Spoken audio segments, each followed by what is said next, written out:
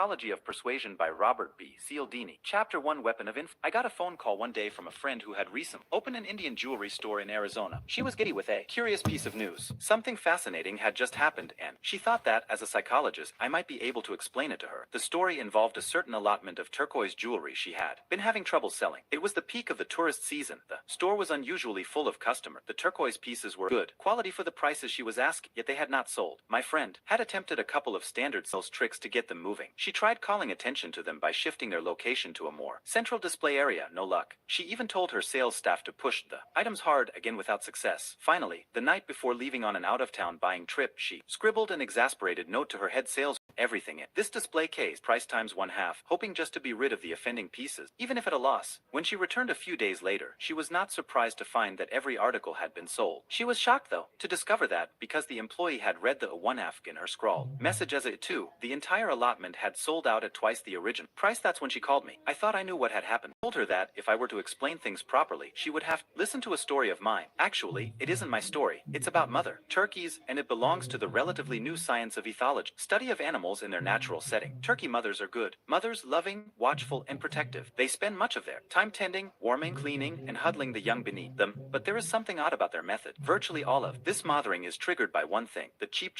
sound of young turkey chicks. Other identifying features of the chicks, such as their smell, touch, or appearance, seem to play minor roles in the mothering process. If a chick makes the cheep noise, its mother will care for it. If not, the mother will ignore or sometimes kill it. The extreme reliance of maternal turkeys upon this one sound was dramatically illustrated by animal behaviorist M.W. Fox in his description of an experiment involving a turkey and a stuffed polecat. Point 1. For a mother turkey, a polecat is a natural enemy whose approach is to be greeted with squawking, pecking, clawing rate. Indeed, the experimenters found that even a stuffed model of a polecat, when drawn by a string toward a mother turkey, received an immediate and furious attack. When, however, the same stuffed replica carried inside it a small recorder that played the cheep sound of baby turkey, mother not only accepted the oncoming polecat but gathered it underneath her. When the machine was turned off, polecat model again drew a vicious attack. How ridiculous a female turkey seems under these circumstances. She will embrace a natural enemy just because it goes cheep, and she will mistreat or murder one of her own chicks just because it does not. She looks like an automaton whose maternal instincts are under the automatic control of that single sound. The ethologists tell us that this sort of thing is far from unique to the turkey. They have begun to identify regular, blindly mechanical patterns of action in a wide variety of species. Called fixed action patterns, they can involve intricate sequences of behavior, such as entire courtship or ritual. A fundamental characteristic of these patterns is that the behaviors that compose them occur in virtually the same fashion and in the same order every time. It is almost as if the patterns were recorded on tapes within the animal. When the situation calls courtship, the courtship tape gets played. When the situation calls for mothering, the maternal behavior tape gets played. Click and the appropriate tape is activated. We're in out roll, the standard sequence of behaviors. The most interesting thing about all this is the way the tapes are activated. When a male animal acts to defend his territory, for instance, it is the intrusion of another male of the same species that cues the territorial defense tape of rigid vigilance, threat, and, if need be, combat behaviors. But there is a quirk in the system. It is not the rival male at a hole that is the trigger. It is some specific feature of the trigger feature. Often the trigger feature will be just one tiny aspect of the totality. That is the approaching intruder. Sometimes a shade of color is trigger feature. The experiments of ethologists have shown, for instance, that a male robin, acting as if a rival robin had entered its territory, vigorously attacked nothing more than a clump of robin redbreast feather placed there. At the same time, it will virtually ignore a perfect stuffed replica of a male robin without redbreast feather. Similar results have been found in another species of bird, the bluethroat, where it appeared that the trigger for territorial defense is a specific shade of blue breast feathers. Point 2. Before we enjoy too smugly the ease with which lower animals can be tricked by trigger features into reacting in ways wholly inappropriate to the situation, we might realize two things. First, the automatic, fixed action patterns of these animals work very well the great majority of the time. For example, because only healthy, normal turkey chicks make the peculiar sound of baby turkeys, it makes sense for mother turkey to respond maternally to that single cheep noise by reacting to just that one stimulus. The average mother turkey will nearly always behave correctly. It takes a trickster like a scientist to make her tape-like response seem silly. The second important thing to understand is that we too have our pre-programmed tapes, and although they usually work to our advantage, the trigger features that activate can be used to dupe us into playing them at the wrong times. Point 3. This parallel form of human automatic action is aptly demonstrated in an experiment by Harvard social psychologist Ellen Langer. A well-known principle of human behavior says that when we ask someone to do us a favor, we will be more successful if we provide a reason. People simply like to have reasons for what they do. Langer demonstrated this unsurprising fact by asking a small favor of people waiting in line to use a library copying machine. Excuse me, I have 5 pages. May I use the Xerox machine because I'm in a rush? The effectiveness of this request plus reason was nearly total. 94% of those asked let her skip ahead of them in line. Compare this success rate to the results when she made the request only. Excuse me, I have 5 pages. May I use the Xerox machine? Under those circumstances, only 60% of those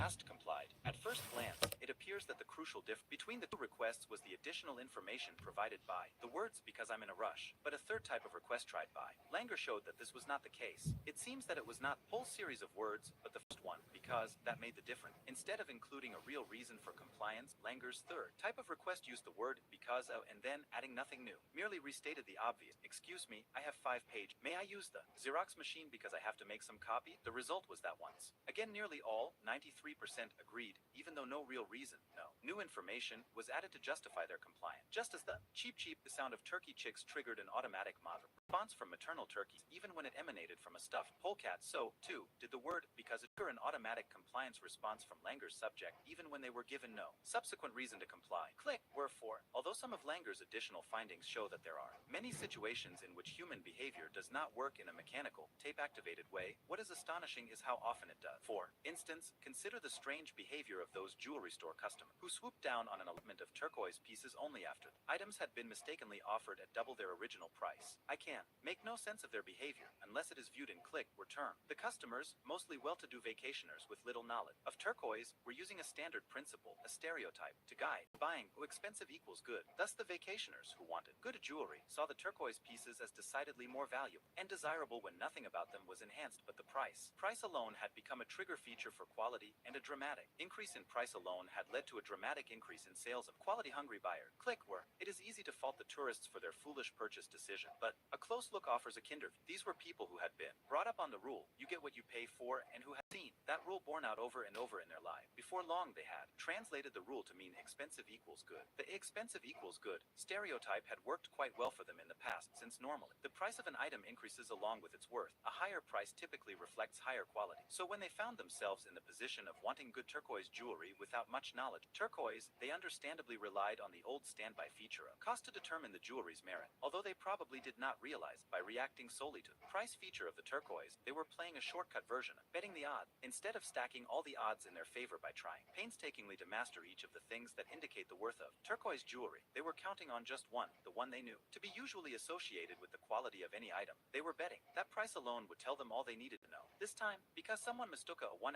for a 2, they bet wrong. But in the long run, over all the past and future situations of their lives betting, the extent to which we have learned to operate mechanically on that assumption is illustrated in experience. Those shortcut odds may represent the most rational approach possible. In fact, automatic, stereotyped behavior is prevalent in much of human action, because in many cases it is the most efficient form of behaving, and in other cases it is simply necessary. You and I exist in an extraordinarily complicated stimulus environment, easily the most rapidly moving and complex that has ever existed on this planet. To deal with it, we need shortcuts. We can't be expected to recognize and analyze all the aspects in each person, event, and situation we encounter in even one day. We haven't the time, energy, or capacity for it. Instead, we must very often use our stereotypes, our rules of thumb, to classify things according to a few key features and then to respond mindlessly when one or another of these triggers is present. Sometimes the behavior that unrolls will not be appropriate for the situation, because not even the best stereotypes and trigger features work every time, but we accept their imperfection, since there is really no other choice. Without them we would stand frozen, cataloging, appraising, and calibrating as the time for action sped by and away, and from all indications, we will be relying on them to an even greater extent in the future, as the stimuli saturating our lives continue to grow more intricate and variable. We will have to depend increasingly on our shortcuts to handle them all. The renowned British philosopher Alfred North Whitehead recognized this inescapable quality of modern life when he asserted, civilization advances by extending the number of operations we can perform without thinking about. Take, for example, the advance offered to civilization by the discount coupon, which allows consumers to assume that they will receive a reduced purchase price by presenting the coupon.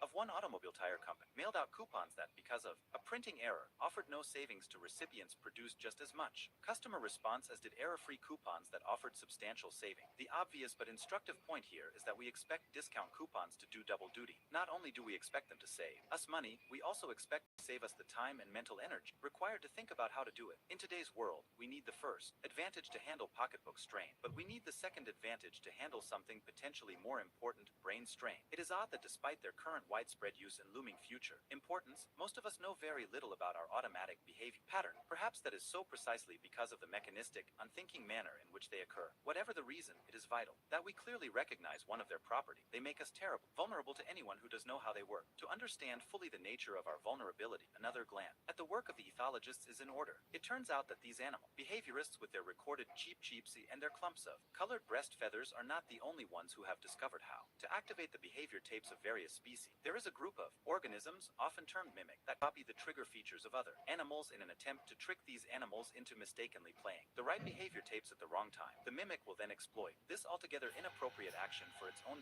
Take, for example, the deadly trick played by the killer females, one genus of firefly photuries, on the males of another firefly genus, Photinus. Understandably, the Photinus males scrupulously avoid contact with the bloodthirsty photuries females able to feast, but through centuries of experience, the female hunters have located a weakness, prey, a special blinking courtship code by which members of the victim species tell one another they are ready to mate. Somehow the Photuries female has cracked the Photinus code by mimicking the flashing mating signals of her prey, the murderous, on the bodies of males whose triggered courtship tapes cause them fly mechanically into death's, not love's, embrace. Insects seem to be the most severe exploiters of the automaticity. Their prey, it is not uncommon to find their victims duped to death, but less uncompromising forms of exploitation occur as well. There is, for instance, a little fish, the saber-toothed blenny, that takes advantage of an unusual program of cooperation worked out by members of two other species of fish. The cooperating fish form a mutt and jephte, consisting of a large grouper fish on the one hand and a much smaller type of fish on the other. The smaller fish serves as a cleaner to the larger, growing up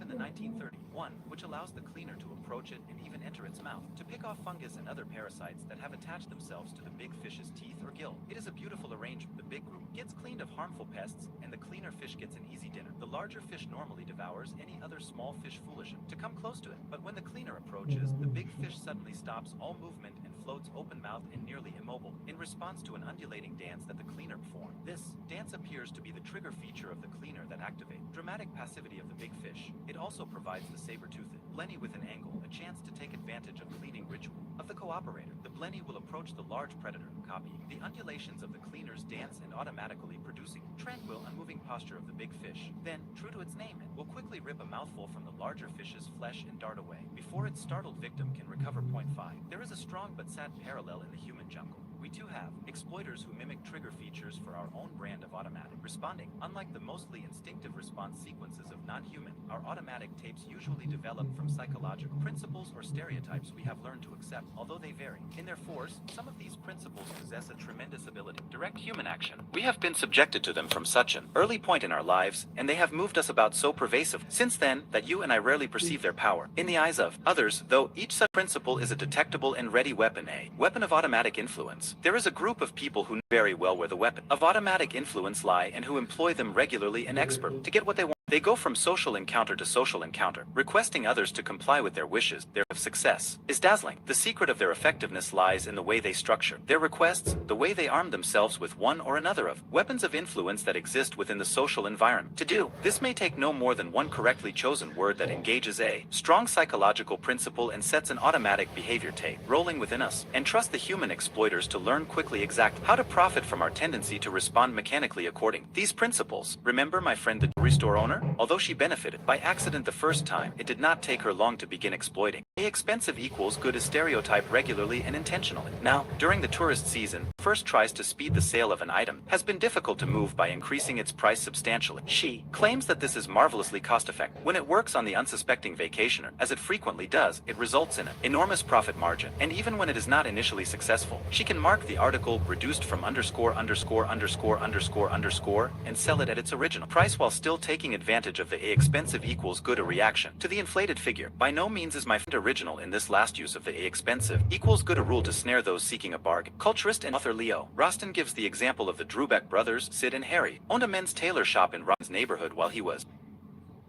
Whenever the salesman, Sid, had a new customer trying on suits in front of the shop's three-sided mirror, he would admit to a hearing problem and, as they talked, he would repeatedly request that the man speak more loudly. Once the customer had found a suit he liked and had asked for the price, Sid would call to his brother, the head tailor, at the back of the room, "Harry, how much for this suit?" Looking at the problem, and as they talked, he would repeatedly request that the man speak more loudly. Once the customer had found a suit he liked and had asked for the price, Sid would call to his brother, the head tailor, at the back of the room, "Harry, how much for this suit?" Looking up from his work and greatly exaggerating suit's true price, Harry would call back, "For that beautiful all-wool suit, $42, pretending not to have heard and cupping hand to his ear, Sid would ask again. Once more Harry would reply, $42. At this point, Sid would turn to the customer and report, "He says $22. Many a man would hurry to buy the suit and scramble out of the shop with his expensive equals good bargain before poor Sid discovered the mistake. There are several components shared by most of the weapons of automatic influence to be described in this book. We have already discussed two of them, the nearly mechanical process by which the power within these weapons can be activated, and the consequent exploitability of this power by anyone who knows how to trigger them. A third component involves the way that the weapons of automatic influence lend their force to those who use them. It's not that the weapons, like a set of heavy clubs, provide a conspicuous arsenal to be used by one person to bludgeon another into submission. The process is much more sophisticated and subtle. With proper execution, the exploiters need hardly strain a muscle to get away. All that is required is to trigger the great stores of influence that already exist in the situation and direct them toward the intended target. In this sense, the approach is not unlike that of the Japanese martial art form called jujitsu. A woman employing jujitsu would utilize her own strength only minimally against an opponent. Instead, she would exploit the power inherent in such naturally present principles as gravity, leverage, momentum, and inertia. If she knows how and where to engage the action of these principles, can easily defeat a physically stronger rival. And so it is for the exploiters of the weapons of automatic influence that exist naturally around us. The exploiters can commission the power of these weapons for use against their targets while exerting little personal force. This last feature of the process allows the exploiters an enormous additional benefit, the ability to manipulate without appearance of manipulation. Even the victims themselves tend to see their compliance as determined by the action of natural forces rather than by the designs of the person who profits from that compliance. An example is in order. There is a principle in human perception, contrast principle, that affects the way we see the difference between two things that are presented one after another. Simply put, if the second item is fairly different from the first, we will tend to see it as more different than it actually is. So if we lift a light object first and then lift a heavy object, we will estimate the second object to be heavier than we had lifted it without first trying the light one. The contrast principle is well established in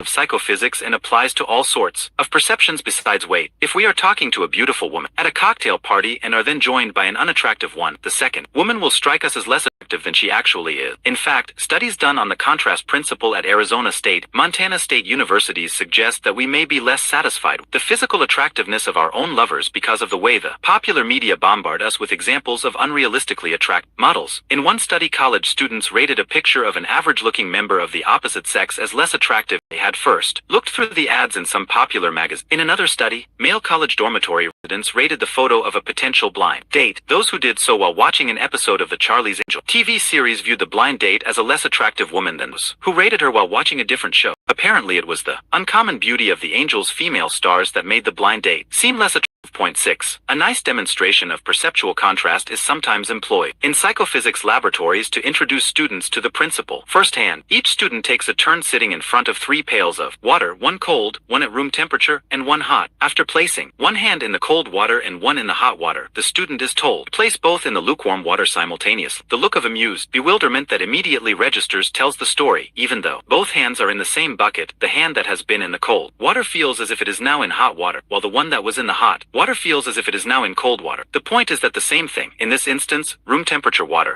be made to seem very different depending on the nature of the event that precedes. Be assured that the nice little weapon of influence provided by the contrast principle does not go unexploited. The great advantage of this principle is not only that it works but also that it is virtually undetectable. Those who employ it can cash in on its influence without any appearance of having structured the situation in their favor. Retail clothiers are a good example. Suppose a man enters a fashionable men's store and says that he wants to buy a 3-piece suit and a sweater. If you were the salesperson, which would you show him first to make him likely to spend the most money? Clothing stores instruct their sales personnel to sell the costly item first. Common sense might suggest the reverse. If a man has just spent a lot of money to purchase a suit, he may be reluctant to spend very much more on the purchase of a sweater. But the clothiers know better. They behave in accordance with what the contrast principle suggests. suggest sell the suit first because, when it comes time to look at sweaters, even expensive ones, their prices will not seem as high in comparison. A man might balk at the idea of spending $95 for a sweater, but if he has just bought a $495 suit, a $95 sweater does not seem excessive. The same principle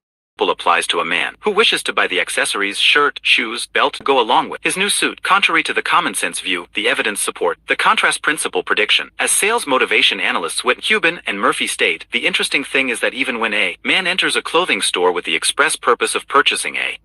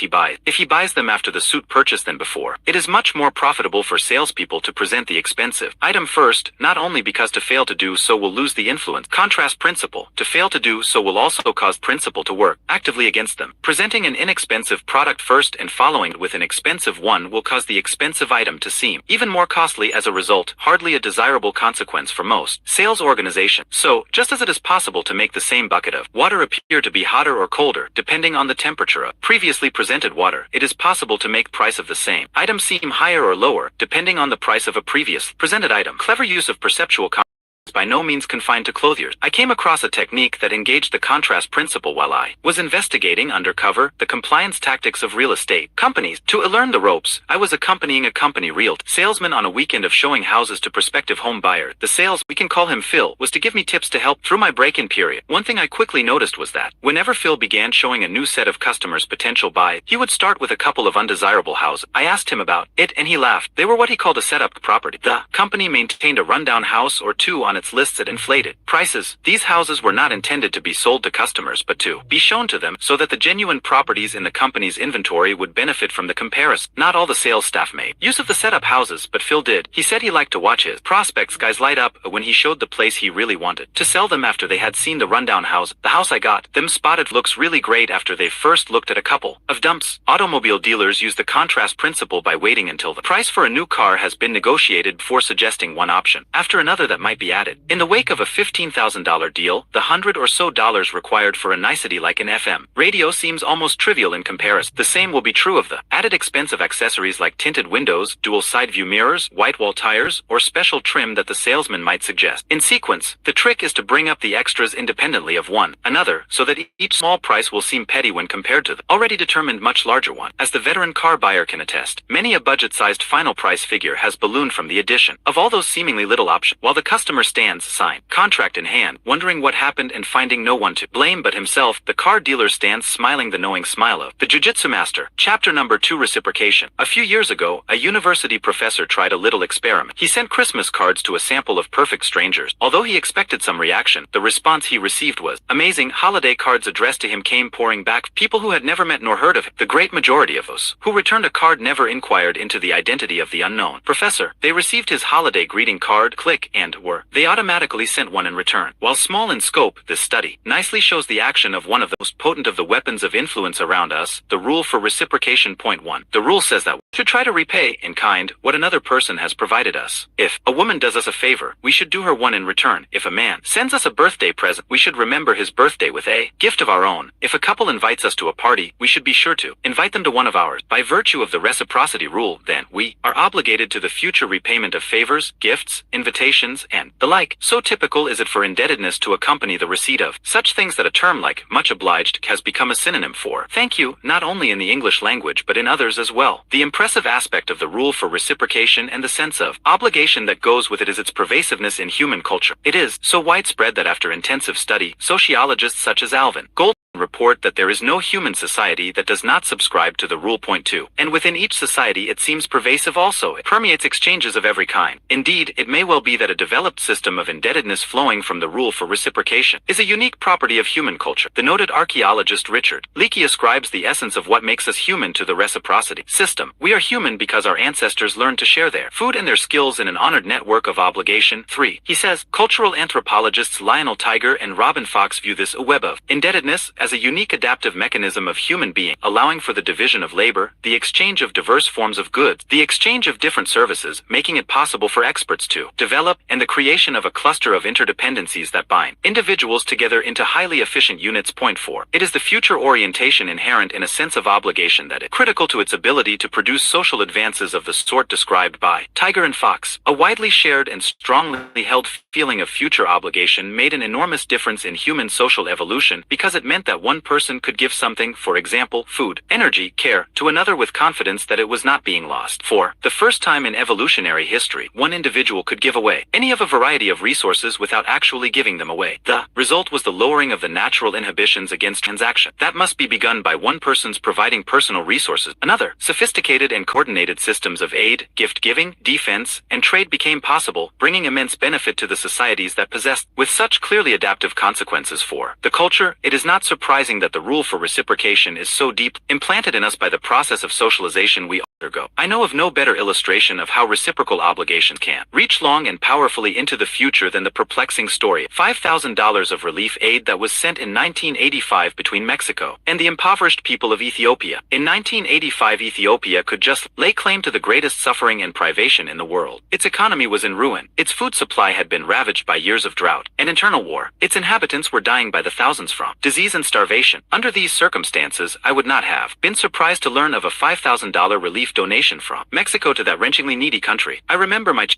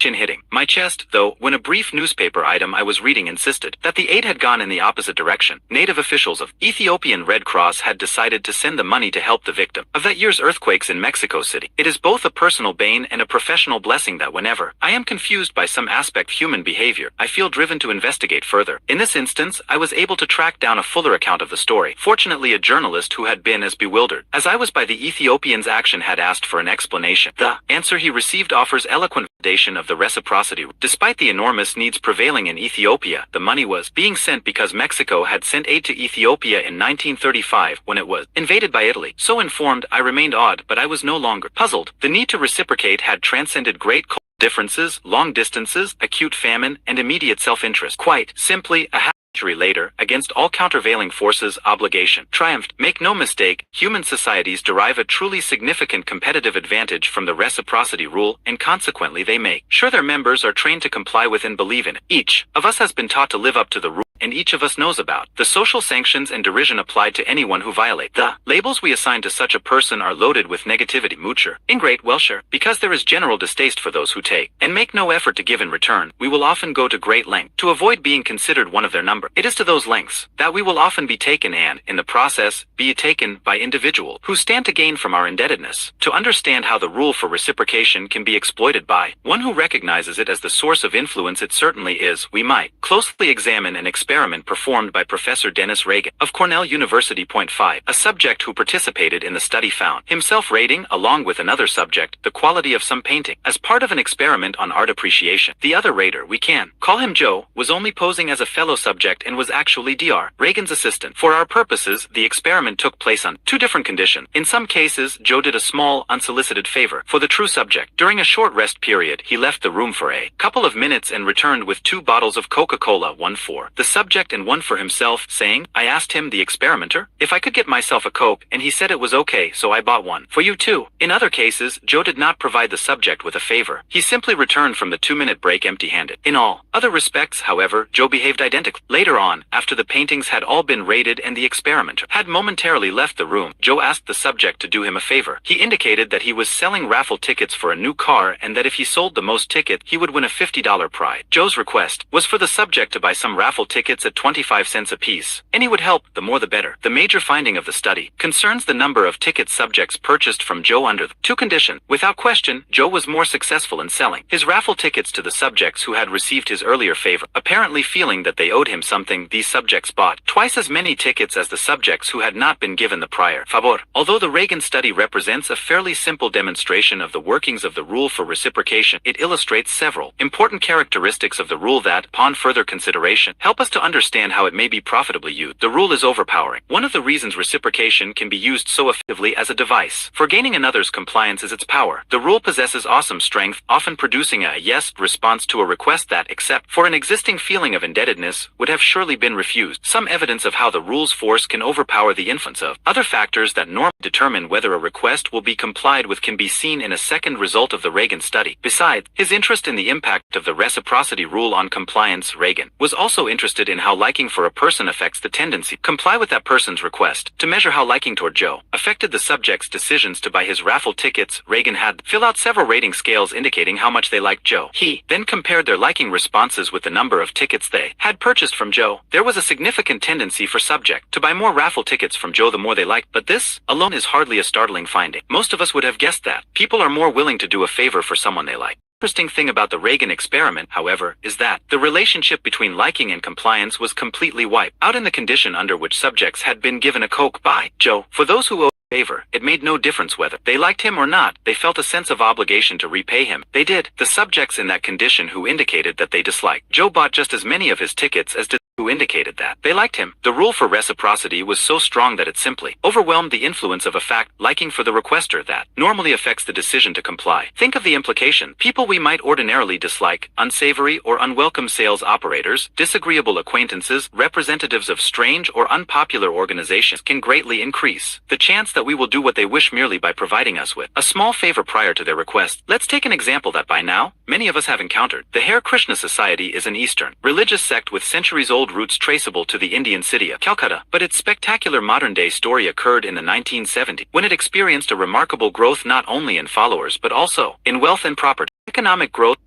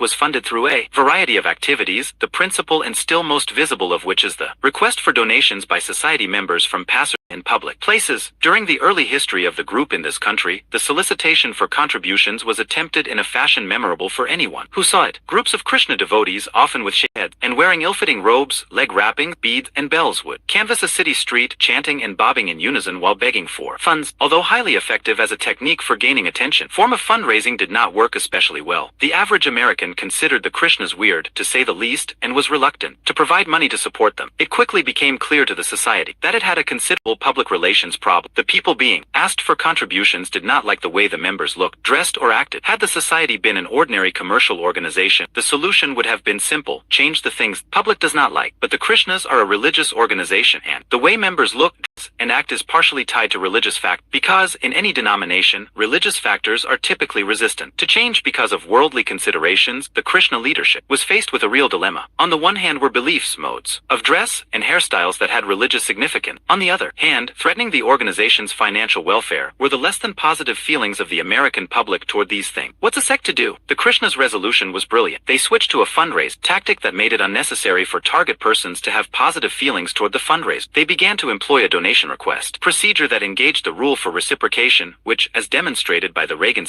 is strong enough to overcome the factor of dislike for the requester. The new strategy still involves the solicitation of contributions in public places with much pedestrian traffic. Airports are a favorite, but now, before a donation is requested, the target person is given a gift, a book, usually the Bhagavad Gita, the Back to Godhead magazine of the society, or, in the most cost-effective version, flour. The unsuspecting passerby who suddenly finds a flower pressed into his hands or pinned to his head is under no circumstances allowed give it back, even if he asserts that he does not want it. No, it is ours.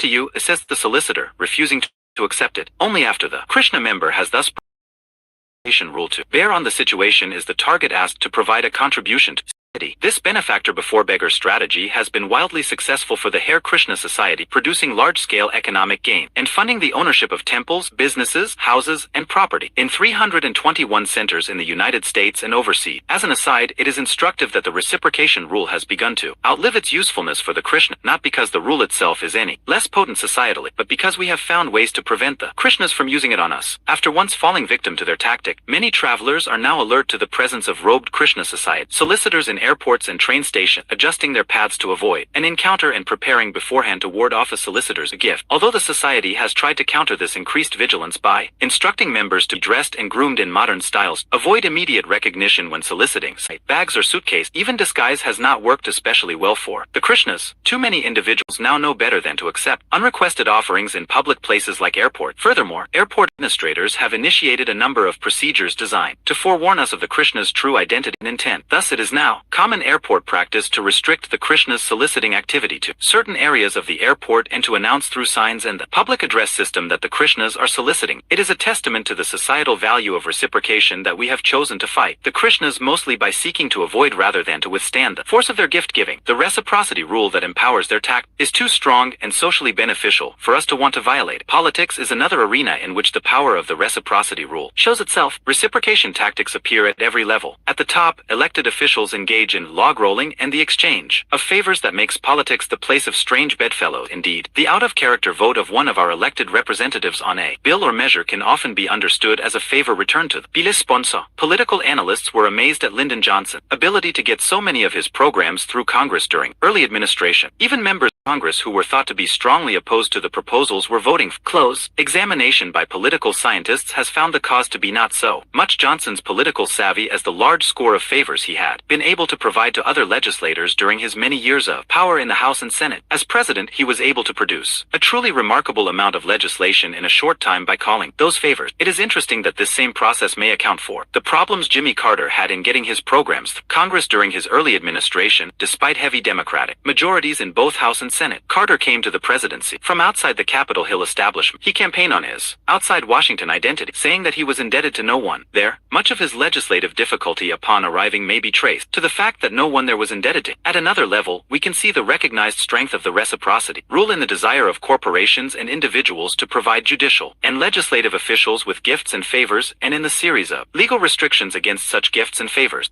Legitimate political contributions, the stockpiling of obligations often underlie the stated purpose of supporting a favorite candidate. One look at the lists of companies and organizations that contribute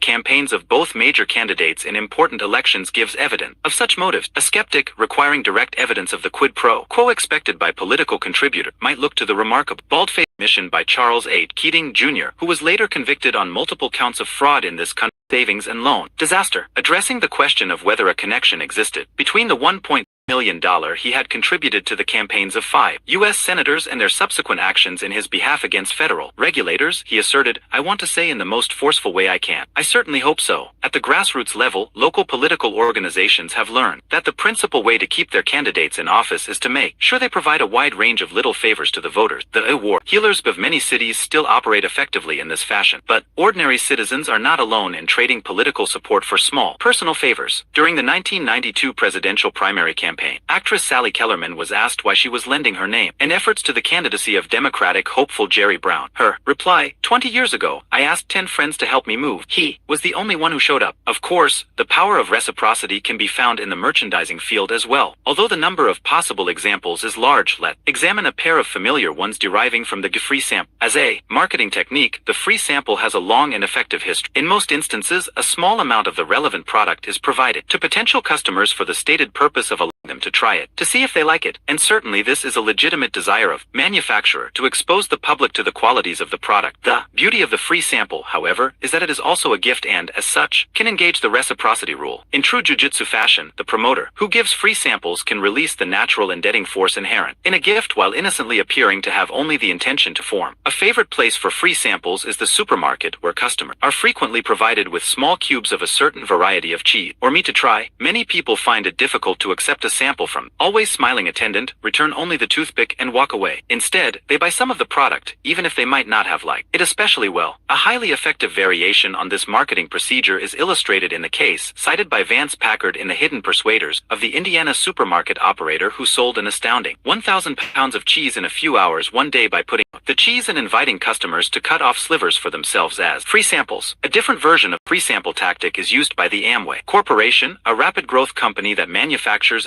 household and personal care products in a vast national network. Door-to-door neighborhood sales. has grown from a basement-run operation a few years ago to a $1.5 billion yearly business, makes use of the free sample in a device called the BUG. The BUG consists of a collection of Amway product, bottles of furniture polish, detergent, or shampoo spray, containers of deodorizers, insect killers, or window cleaners carried to the customer's home in a specially designed tray or just a polyethylene bag. The confidential Amway career manual then instructs salesperson to leave the bug with the customer if for 24, 48, or 72 hours, at no cost or obligation to her. Just tell her you would like her to try the product. That's an offer no one can refuse. At the end of the trial period, the Amway representative returns and picks up orders of the products the customer wishes to purchase. Since few customers use up the entire contents of even one of the product containers in such a short time, the salesperson may then take the remaining product portions in the bug to the next potential customer down the line or across the street and start the process again. Many Amway representatives have several bugs in their districts at one time. Of course, by now you and I know that the customer who has accepted and used the bug products has been trapped into facing the influence of the reciprocity rule. Many such customers yield to a sense of obligation to order those of the salesperson's products that they have tried and thereby partially consume. And, of course, by now the Amway Corporation knows that to be the case. Even in a company with as excellent a growth record as Amway, the bug device has created a big stir. Reports by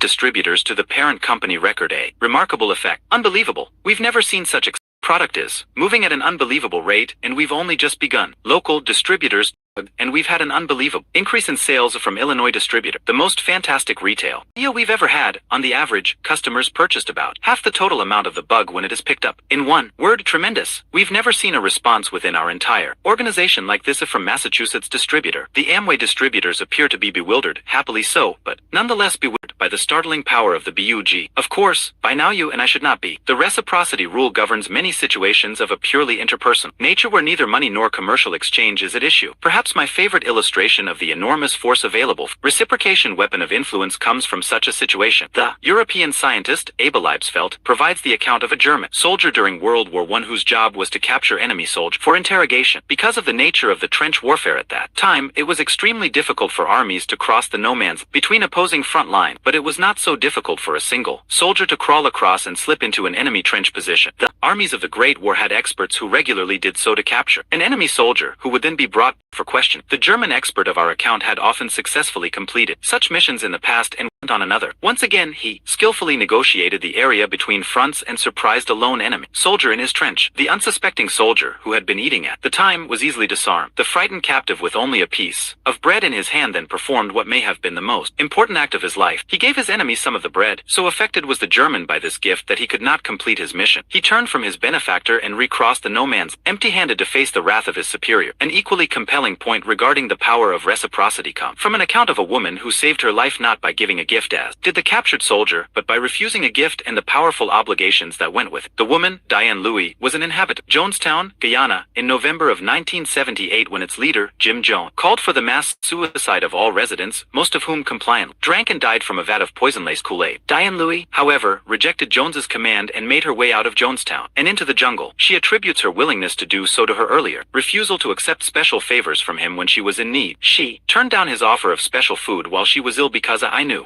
he gave me those privileges he'd have me. I didn't want to owe him nothing. The rule enforces uninvited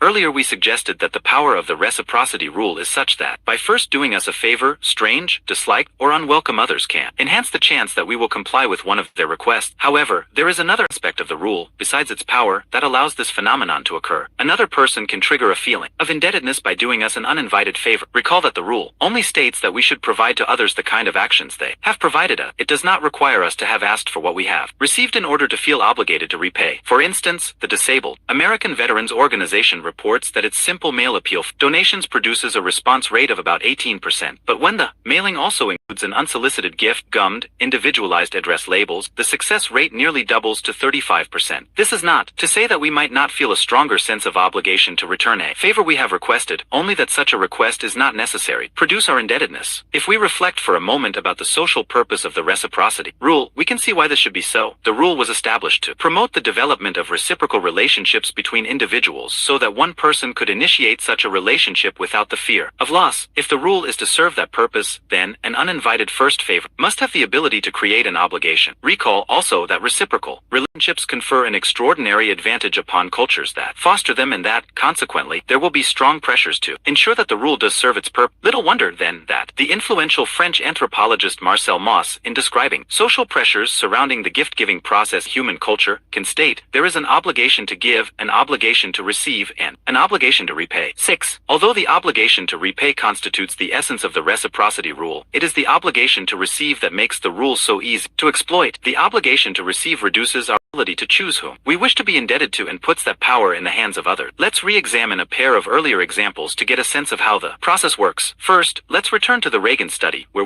that the favor causing subjects to double the number of raffle tickets purchased from Joe was not one they had requested. Joe had voluntarily left the room and returned with one Coke for himself and one for the subject. There was not a single subject who refused the Coke. It is easy to see why it would have been awkward to turn down Joe's favor. Joe had already spent his money. A soft drink was an appropriate favor in the situation, especially since Joe had won himself. It would have been considered impolite to reject Joe's thoughtful action. Nevertheless, receipt of that Coke produced an indebtedness that manifested itself clearly when Joe announced his desire to sell some raffle ticket. Notice the important asymmetry here. All the genuinely free choices were Joe's. He chose the form of the initial favor, and he chose the form of the return favor. Of course, say that the subject had the choice of saying no to both of Joe's offers, but those would have been tough choices. To have said no at either point would have required the subject to go against the natural cultural forces favoring reciprocation arrangements that Jiu-Jitsu Joe had aligned himself with. The extent to which even an unwanted favor, once received, can produce indebtedness is aptly illustrated in the soliciting technique of the Hare Krishna Society. During systematic observation of the airport soliciting strategy of the Krishnas, I have recorded a variety of responses from target person. One of the most regular occurs as follows. An airport visitor, a businessman, let's say, is hurriedly walking along through a densely peopled area. The Krishna solicitor steps in front of him and hands him a flower. The man, reacting with surprise, takes it. 7. Almost immediately, he tries to give it back, saying that he does not want the flower. The Krishna member responds that it is a gift from Krishna Society and that it is the man's to keep. However, a donation to further the society's good works would be appreciated. Again, the target protests, I don't want this flower. Here, take it. And again, the solicitor refuses. It's our gift to you, sir. There is visible conflict on the businessman's face. Should he keep the flower and walk away without giving anything in return, or should he yield to the pressure of the deeply ingrained reciprocity rule and provide a contribution?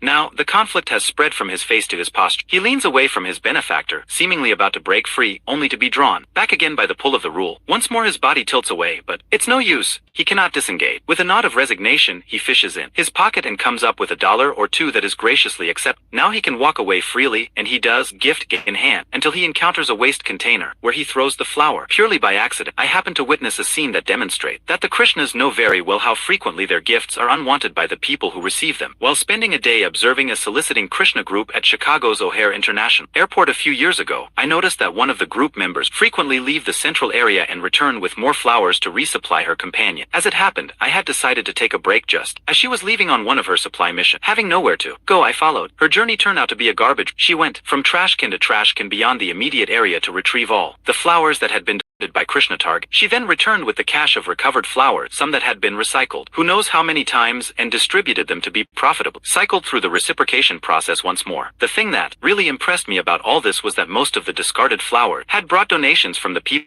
people who had cast them away. The nature of the reciprocity rule is such that a gift so unwanted that it was jettisoned at the first opportunity had nonetheless been effective and exploitable. The ability of uninvited gifts to produce feelings of obligation is recognized by a variety of organizations besides the Krishnas. How many times have each of us received small gifts through the mail, personalized address labels, greeting cards, key rings from charity agents that ask for funds in an accompanying note? I have received 5 in just the past year, 2 from disabled veterans groups and the others from missionary schools or hospitals. In each case, there was a common thread in the accompanying message. The goods that were enclosed were to be considered a gift from the organization, and any money I wished to send should not be regarded as payment but rather as a return offering. As the letter from one of the missionary programs stated, packet of greeting cards I had been sent was not to be directly paid for, but was designed to encourage your kindness. If we look past the obvious tax advantage, we can see a reason why it would be beneficial for the organization to have the cards viewed as a gift instead of merchandise. There is a strong cultural pressure to reciprocate a gift, even an unwanted one, but there is no such pressure to purchase an unwanted commercial product. The rule can trigger unfair exchanges. There is yet one other feature of the reciprocity rule that allows it to be exploited for profit. Paradoxically, the rule developed to promote equal exchanges between partners, yet it can be used to bring about decidedly unequal results. The rule demands that one sort of action be reciprocated with a similar sort of action. A favor is to be met with another favor, is not to be met with neglect, and certainly not with attack. But within the similar action boundaries, considerable flexibility is allowed. A small initial favor can produce a sense of obligation to agree to a substantially larger return favor, since, as we have already seen, the rule allows one person to choose the nature of the indebting first favor and the nature of the debt-canceling return favor. We could easily be manipulated into an unfair exchange by those who might wish to exploit rule. Once again, we can turn to the Reagan experiment for evidence. Remember in that study that Joe gave one group of subjects a bottle of Coca-Cola as an initiating gift and later asked all subjects to buy some of his raffle tickets at 25 cents apiece. What I have so far neglected to mention is that the study was done in the late 1960s when the price of a Coke was a dime. The average subject who had been given a 10-cent drink bought 2 of Joe's raffle tickets, though some bought as many as 7. Even if we look just at the average subject, though, we can tell that Joe made quite a deal. A 500% return on investment is respectable indeed. But in Joe's case, even a 500% return amounted to only 50 cents. Can the reciprocity rule produce meaningfully large difference in the sizes of the exchanged favors? Under the right circumstances, certainly can. Take, for instance, the account of a student of mine concerning a day she remembers ruefully. About 1 year ago, I couldn't start my car. As I was sitting there, a guy in the parking lot came over and eventually jump-started the car. I said thanks,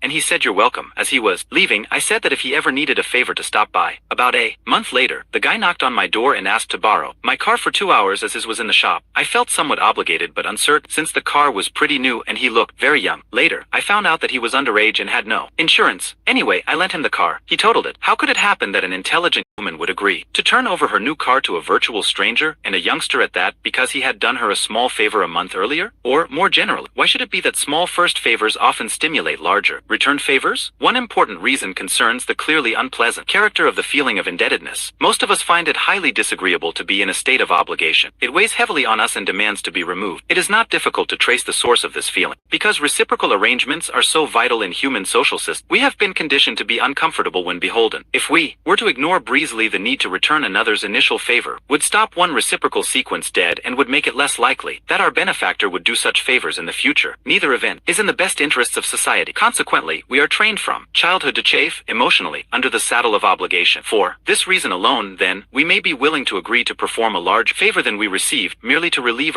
psychological burden of debt. But there is another reason as well. A person who violates the reciprocity rule by accepting without attempting to return the good acts of others is actively disliked by the social group. The exception, of course, is when the person is prevented from repayment by reasons of circumstance or ability. For the most part, however, there is a genuine distaste for individuals who fail to conform to the dictates of the reciprocity rule. Point 8. Moocher and Welsher are unsavory labels to be scrupulously shunned. So undesirable are they that we will sometimes agree to unequal exchange in order to dodge them. In combination, the reality of internal discomfort and the possibility of external shame can produce a heavy psychological cost. When seen in the light of this cost, it is not so puzzling that we will often give back more than we have received in the name of reciprocity. Neither is it so odd that, as was shown in an experiment conducted at the University of Pittsburgh, people will often avoid asking for a needed favor if they will not be in a position to repay it. The psychological cost may simply outweigh the material loss. The risk of still other kinds of losses may also persuade people to decline certain gifts and benefits. Women frequently comment on uncomfortable sense of obligation they can feel to return the favors. A man who has given them an expensive present or paid for a costly evening out, even something as small as the price of a drink can produce a feeling of debt. A student in one of my classes expressed it quite plainly in a paper she wrote. After learning the hard way, I no longer let a guy I meet in a club buy my drinks because I don't want either of us to feel that I am obligated to it. Research suggests that there is a basis for her concern. If, instead of paying for them herself, a woman allows a man to buy her drinks, she is immediately judged by both men and women as more sexually available to him. Point 9. Reciprocal concession. There is a second way to employ the reciprocity rule to get someone comply with a request. It is more subtle than the direct route of providing that person with a favor and then asking for one in return. Yet in some ways it is more devastatingly effective than the straightforward approach. A personal experience I had a few years ago gave first-hand evidence of just how well this compliance technique works. I was walking down the street when I was approached by an 11 or 12-year-old boy. He introduced himself and said that he was selling tickets to the annual Boy Scout circus to be held on the upcoming Saturday night. He asked if I wished to buy any at $5 apiece. Since one of the last places I wanted to spend Saturday evening was with the Boy Scouts, I declined. Well, he said, if you don't want to buy any tickets, how about buying some of our big chocolate bars? They're only $1 each. I bought a couple and, right away, realized that something noteworthy had happened. I knew that to be the case because A, I do not like chocolate bars, B, I do like dollars, C, I was standing there with 2 of his chocolate bars, and D, he was walking away with 2 of my dollars. To try to understand precisely what had happened, I went to my office and called a meeting of my research assistants. In discussing the situation, we began to see how the reciprocity rule was implicated in my compliance with the request to buy the candy bars. The general rule says that a person who acts in a certain way toward us is entitled to a similar return action. We have already seen that one consequence of the rule is an obligation to repay favors we have received. Another consequence of the rule, however, is an obligation to make a concession to someone who has made a concession to us. As my research group thought about it, we realized that was exactly the position the Boy Scout had put me in. His request that I purchase some $1 chocolate bars had been put in the form of a concession on his part. It was presented as a retreat from his request that I buy some $5 ticket. If I were to live up to the dictates of the reciprocation rule, there had to be a concession on my part. As we have seen, there was such a concession. I changed from non-compliant to compliant when he changed from a larger to a smaller request, even though I was not really interested in either of the things he offered. It was a classic example of how a weapon of automatic influence infuse a compliance request with its power. I had been moved to buy something not because of any favorable feelings toward the item, because the purchase request had been presented in a way that drew force from the reciprocity rule. It had not mattered that I do not like chocolate bars. The Boy Scout had made a concession to me, click, and I responded with a concession of my own. Of course, the tendency to reciprocate a concession is not so strong that it will invariably work in all instances on all people. None of the weapons of influence considered in this book is that strong. However, in my exchange with Boy Scout, the tendency had been sufficiently potent to leave me in mystified possession of a pair of unwanted and overpriced candy bars. Why should I feel a strain to reciprocate a concession? The answer rests once again in the benefit of such a tendency to the society. It is in the interests of any human group to have its members working together toward the achievement of common goals. However, in many social interactions, the participants begin with requirements and demand that are unacceptable to one another. Thus, the society must arrange to have these initial incompatible desires set aside for the sake of socially beneficial cooperation. This is accomplished through procedures that promote compromise. Mutual concession is one important such procedure. The reciprocation rule brings about mutual concession in 2 ways. The first is obvious. It pressures the recipient of an already made concession to respond in kind. The second, while not so obvious, is pivotal. Important. Just as in the case of favors, gifts, or aid, the obligation to reciprocate a concession encourages the creation of socially desirable arrangements by ensuring that anyone seeking to start such an arrangement will not be exploited. After all, if there were no social obligation to reciprocate a concession, who would want to make the first sacrifice? To do so would be to risk giving up something and getting nothing back. However, with the rule in effect, we can feel safe making the first sacrifice to our partner who is obligated to offer a return sacrifice. Because the rule for reciprocation governs the compromise process, it is possible to use an initial concession as part of a highly effective compliance technique. The technique is a simple one that we can call the rejection then retreat technique. Suppose you want me to agree to a certain request, would be first to make a larger request of one that I will most likely turn down. Then, after I have refused, you would make the smaller request that you were really interested in all along. Provided that you have structured your request skillfully, I should view your second request as a concession to me and should feel inclined to respond with a concession of my own, the only one I would have immediately open to me compliance with. Your second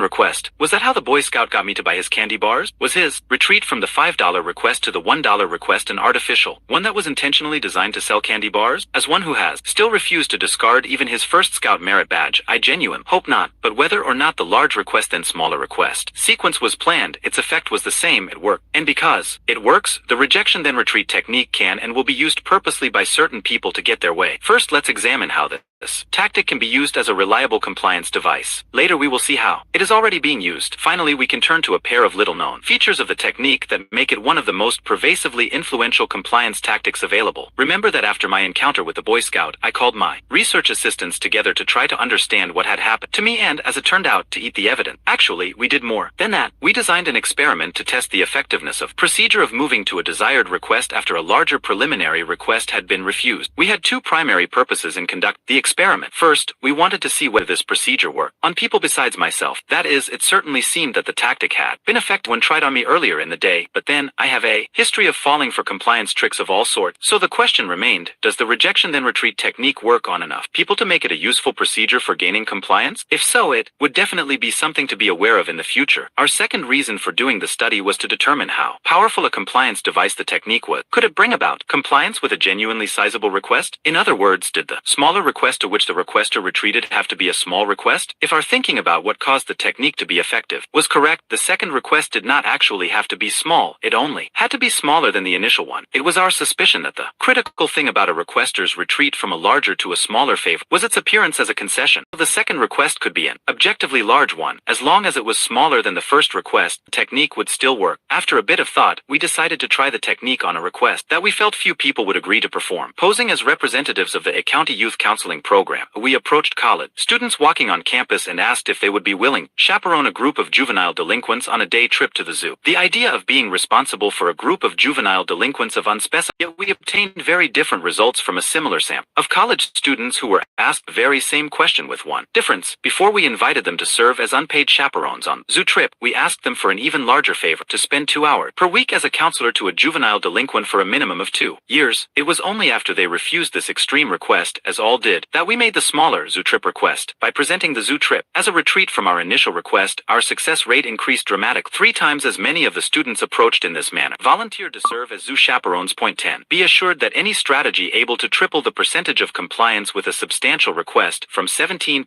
to 50% in our experiment will be frequently employed in a variety of natural settings. Labor negotiators, for instance, often use the tactic of beginning extreme demands that they do not actually expect to win but from which they can retreat in a series of seeming concessions designed to draw real concessions from the opposing side. It would appear then that the larger the initial request, the more effective the procedure, since there would be more room available for illusory concession. This is true only up to a point, however. Research conducted at Bar Ilan University in Israel on the rejection then retreat technique shows that the first set of demands is so extreme as to be seen as unreasonable. Tactic backfires.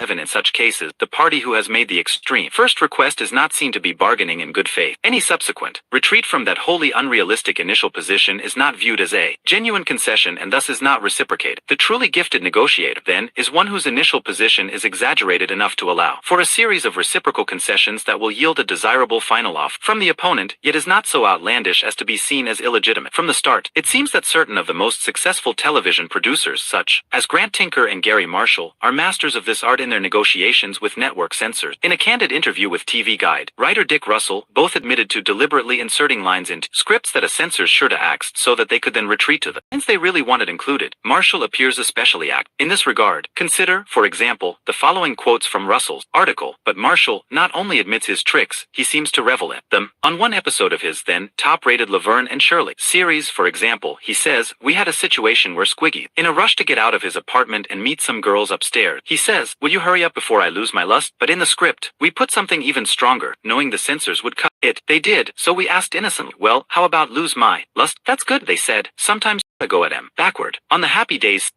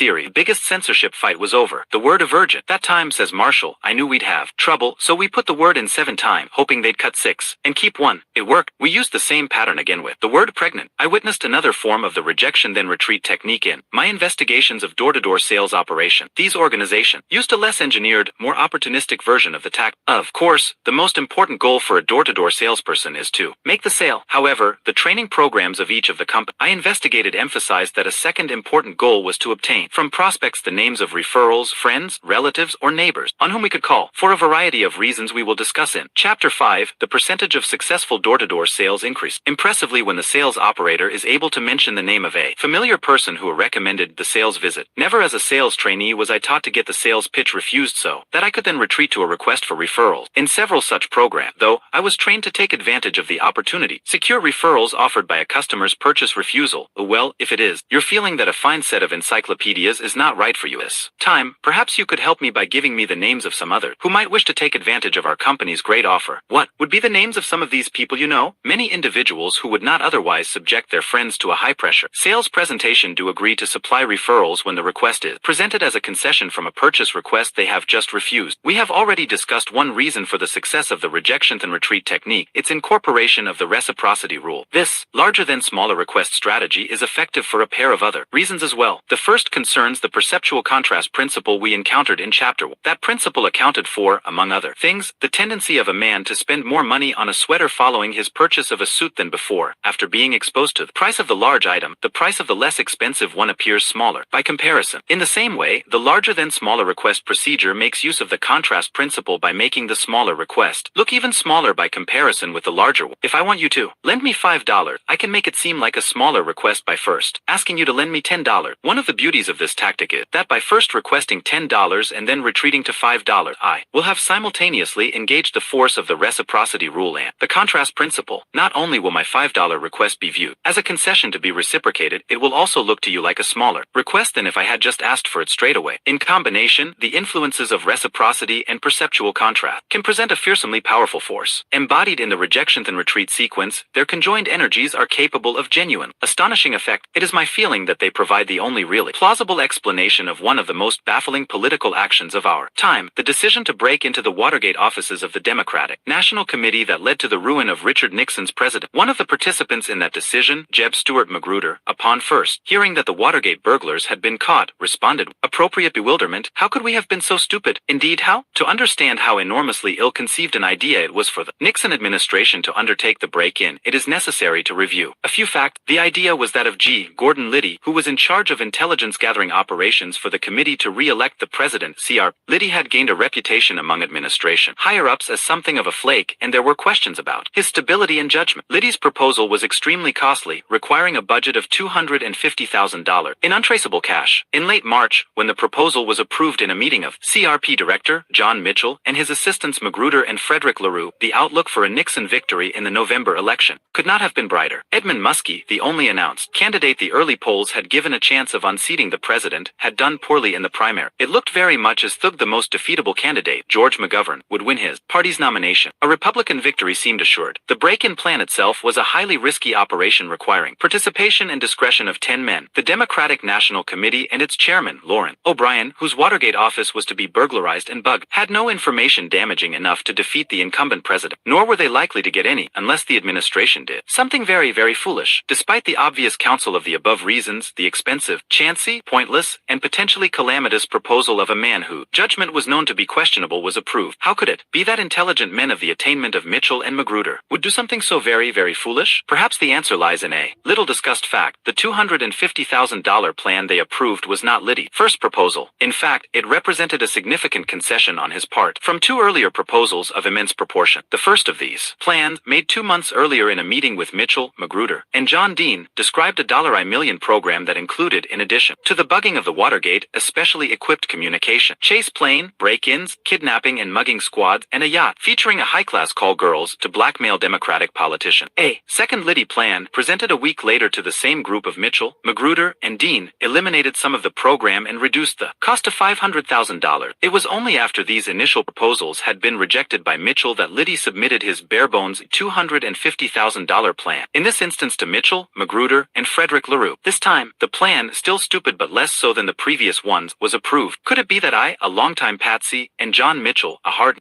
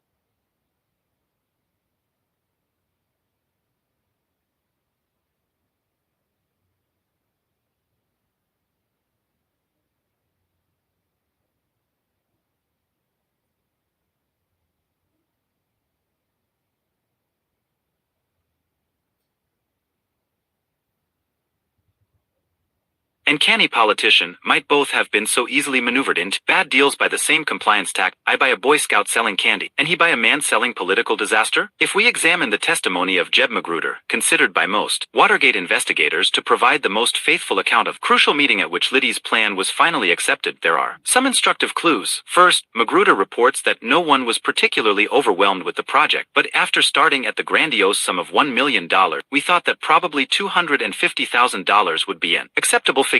We were reluctant to send him away with nothing. Mitchell, caught up in the feeling that we should leave Liddy a little something, signed off on it in the sense, okay, let's give him $250,000 and let's see what he can come up with. In the context of Liddy's initial extreme requests, it seems that $250,000 had come to be a little something to be left as a return concession. With the clarity afforded by hindsight, Magruder has recalled Liddy's approach in as succinct an illustration, the rejection then retreat technique, as I have ever heard. If he had come to us at the outset and said, I have a plan to burglarize, wiretap Larry O'Brien's office, we might have rejected the idea out of hand. Instead, he came to us with his elaborate callgirl/kidnapping/sabotage/wiretapping scheme. He had asked for the whole loaf when he was quite settle for half or even a quarter. It is also instructive that, although he finally deferred to his boss's decision, only one member of the group, Frederick LaRue, expressed any direct opposition to the proposal, saying with obvious common sense, I don't think it's worth the risk. He must have wondered why his colleagues Mitchell and Magruder did not share his perspective. Of course, there could be many differences between LaRue and the other two men that may have accounted for their differing opinions regarding the advisability of Liddy's plan, but one stands out. Of the three, only LaRue had not been present at the prior two meetings where Liddy had outlined his much more ambitious program. Perhaps, then, only LaRue was able to see the third proposal for the clunker that it was and to react to it objectively, uninfluenced by the reciprocity and perceptual contrast forces acting upon the other. A bit earlier we said that the rejection then retreat technique had, in addition to the reciprocity rule, a pair of other factors working in its favor. We have already discussed the first of those factors, the perceptual contrast principle. The additional advantage of the technique is not really a psychological principle, as in the case of the other two factors. It is more of a purely structural feature of the request sequence. Let's once again say that I wish to borrow $5 from buy, beginning with a $10 request. I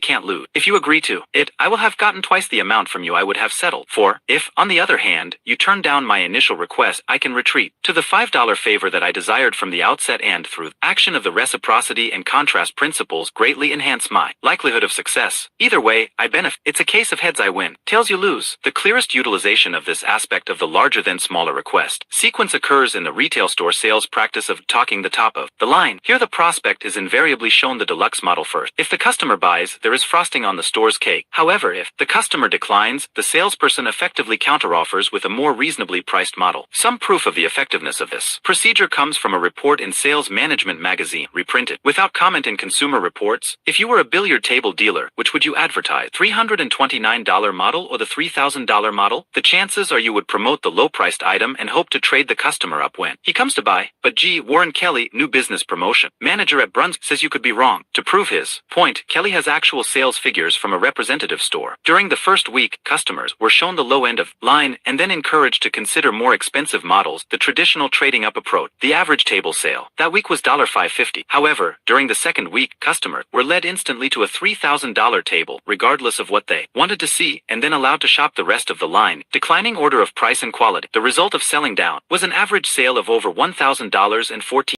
Given the remarkable effectiveness of the rejection then treat technique, one might think that there could be a financial disadvantage as well. The victims of the strategy might resent having been cornered into compliance. The resentment could show itself in a couple of ways. First, the victim might decide not to live up to the verbal agreement made with the requester. Second, the victim might come to distrust the manipulative requester, deciding never to deal with. Again, if either or both of these events occurred with any frequency, a requester would want to give serious second thought to the use of rejection then retreat procedure. Research indicates, however, that these victim reactions do not occur with increased frequency when the rejection then retreat technique is used. Somewhat astonishingly, it appears that they actually occur less frequently. Before trying to understand why this is the case, let's first look at the evidence. A study published in Canada throws light on the question.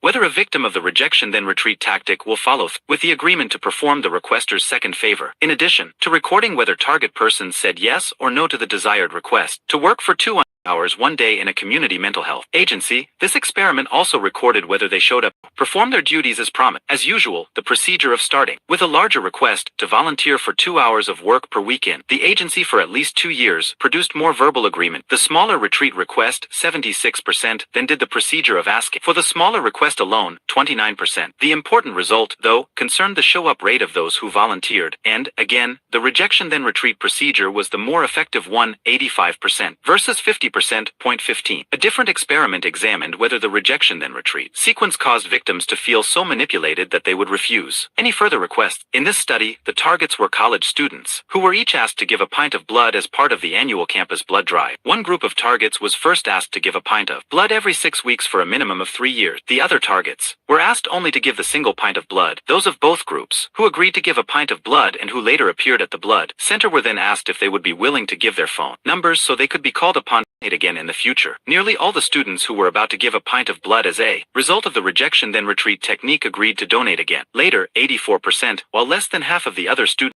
appeared at the blood center did so, 43%, even for future favors. The rejection then retreat strategy proved superior. Point 16. Strangely enough, then, it seems that the rejection then retreat tactic spurs people not only to agree to a desired request but actually to carry out the request and, finally, to volunteer to perform further requests. What could there be about the technique that makes people who have been duped into compliance so bewilderingly likely to continue to comply? For an answer, we might look at the requester's act of concession, which is the heart of the procedure. We have already seen that as long as it is not viewed to be a transparent trick, the concession will likely stimulate a return concession. But what we have not yet examined, well-known pair of positive byproducts of the act of concession, feelings of greater responsibility for and satisfaction with the arrangement. It is this set of sweet side effects that enables the technique to move its victims to fulfill their agreements and to engage in further such agreement. The desirable side effects of making a concession during an interaction with another person are nicely shown in studies of the way people bargain with each other. One experiment conducted by social psychologists at UCLA offers an especially apt demonstration. Point 17. A subject in that study faced a negotiation opponent and was told to bargain the opponent concerning how to divide between themselves a certain amount of money provided by the experiment. The subject was also informed that if no mutual agreement could be reached after a certain period of bargaining, no one would get any money. Unknown to the subjects, the opponent was really an experimental assistant who had been previously instructed to bargain with the subject in one of three ways. With some of the subject, the opponent made an extreme first demand, assigning virtually all of the money to himself, and stubborn persisted in that demand throughout the negotiation. With another group of subject, the opponent began with a demand that was moderately favorable to himself. He, too, steadfastly refused to move from that position during the negotiation. With a third group, the opponent began with the extreme demand and then gradually retreated to the more moderate one during the course of the bargain. There were three important findings in this experiment that help us to understand why the rejection then retreat technique is so effective. First, compared to the two other approaches, the strategy of starting with an extreme demand and then retreating to the more moderate one produced the most money for the person using it. But this result is not very surprising in light of the previous evidence we have seen of power of larger than smaller request tactics to bring about profitable agreements. It is the two additional findings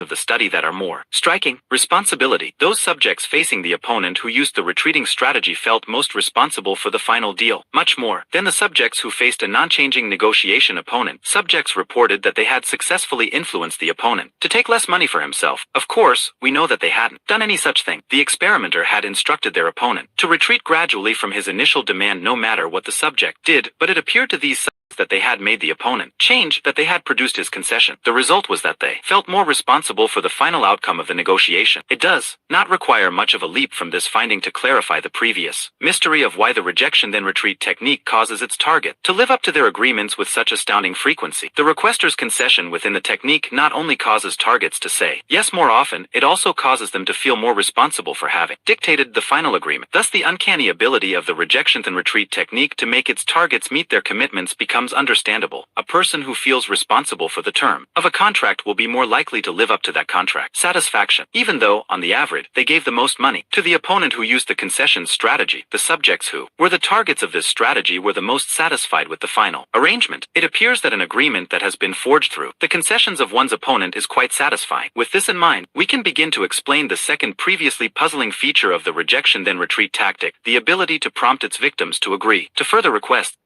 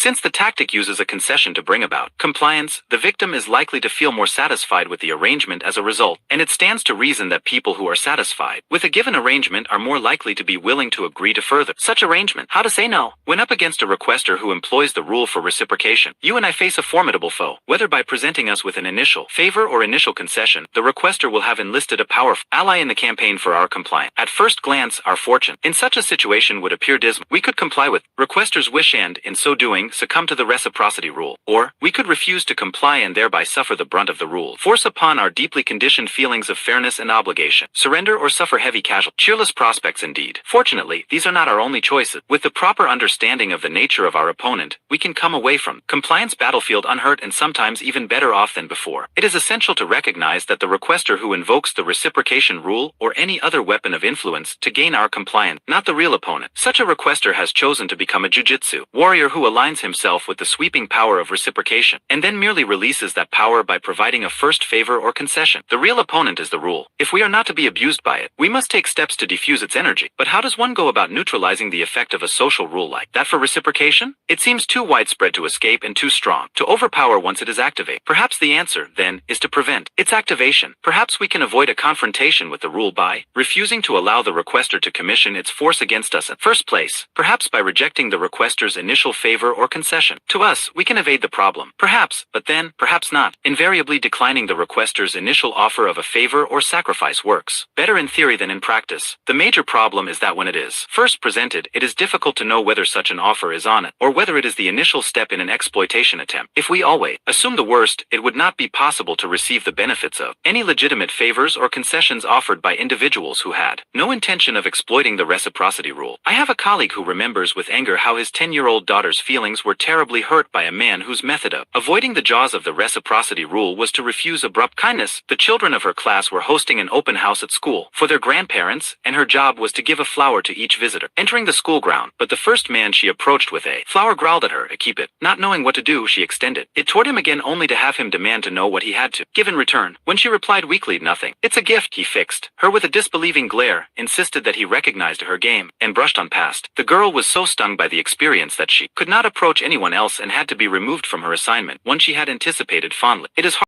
to blame more here, the insensitive man or the exploiters who had abused his mechanical tendency to reciprocate a gift until his response had soured to a mechanical refusal. No matter whom you find more blameworthy, the lesson is clear. We will always encounter authentically generous individuals as well as many people who try to play fairly by the reciprocity rule rather than to exploit it. They will doubtless become insulted by someone who consistently rejects their efforts. Social friction and isolation could well result. A policy of blanket rejection then seem ill-advised. Another solution holds more promise. It advises us to accept the desirable first offers of others, but to accept those offers only for what they fundamentally are, not for what they are represented to be. If a person offers us a nice favor, let's say, we might well recognize we have obligated ourselves to a return favor sometime in the future. To engage in this sort of with another is not to be exploited by that person through the rule for reciprocation. Quite the contrary. It is to participate fairly in the honored network of obligation has served us so well, both individually and societally, from the dawn of humanity. However, if the initial favor turns out to be a device, a trick, an artifice designed specifically to stimulate our compliance with a larger return favor, that is a different story. Here our partner is not a benefactor but a profiteer, and it is here that we should respond to it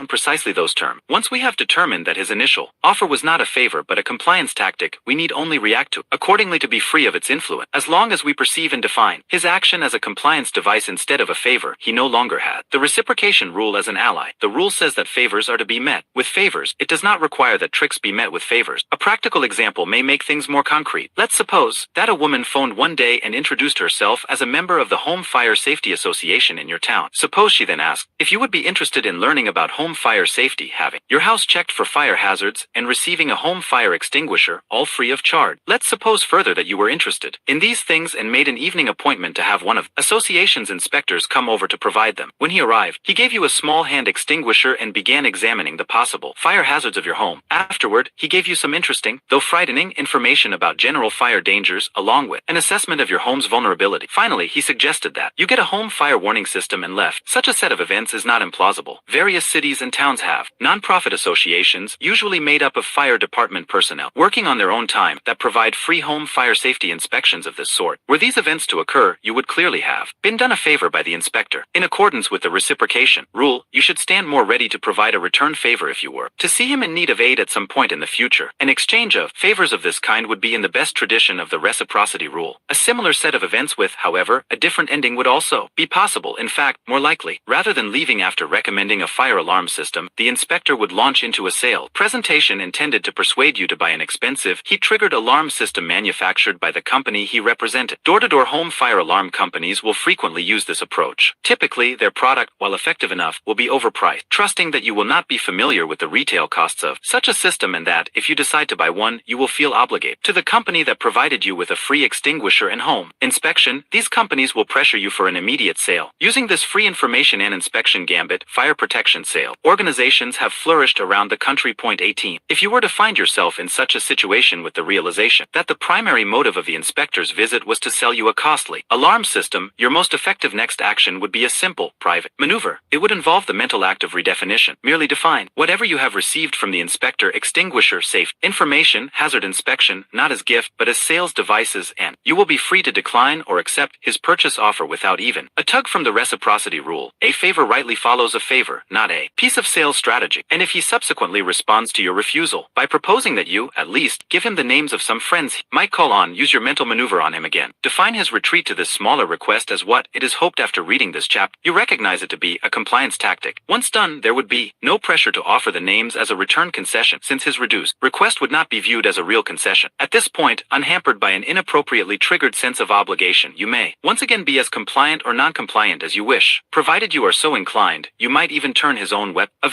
against him. Recall that the rule for reciprocation entitled, "A person who has acted in a certain way to a dose of the same thing." If you have determined that the fire inspector's gifts were used not as genuine gifts, but to make a profit from you, then you might want to use them to make a profit of your own. Simply take whatever the inspector is willing to provide: safety information, home extinguisher, thank him politely, and show him the door. After all, the reciprocity rule asserts that if justice is to be done, exploitation attempt should be exploited. Reader's report from a former TV and stereo sales worked for a major retailer in their television and stereo department. Salespeople in this department are paid on a commission basis. However, continued employment was, and still is, based on the ability to sell service contracts rather than merchandise. Company policy was that for every 10 sales you made, you had to sell at least for service contracts. Failure to bring your service contract sales up to expected levels for 2 consecutive months resulted in threat, relocation, or termination. Once I recognized the importance of meeting my sales contract quota, I devised a plan that used the rejection then retreat technique. Although I didn't know its name at the time, a customer had the opportunity to buy from 1 to 3 years worth of service contract coverage. At the time of the sale, most of the sales staff attempted just to sell a single-year policy. That was my intention as well, since a 1-year contract counted just as much toward my quota as a 3-year contract did. Initially, however, when making my sales pitch, I would advocate the longest and most expensive plan, realizing that most people would not be willing to spend that much, about $140. But this gave me an excellent opportunity later, after being rejected in my sincere attempt to sell the 3 plan, to retreat to the 1-year extension at its relatively small $34.95 price, which I was thrilled to get. This proved highly effective as I sold sales contracts to an average of 70% of my customers, who seemed very satisfied with the purchase, while others in my department clustered around 40%. I never told anyone how I did it until now. Notice how, as is usually the case, use of the rejection then retreat tactic engages the action of the contrast principle as well. Not only did the $140 initial request make the $34.95 request seem like a retreat, it made that second request seem smaller too.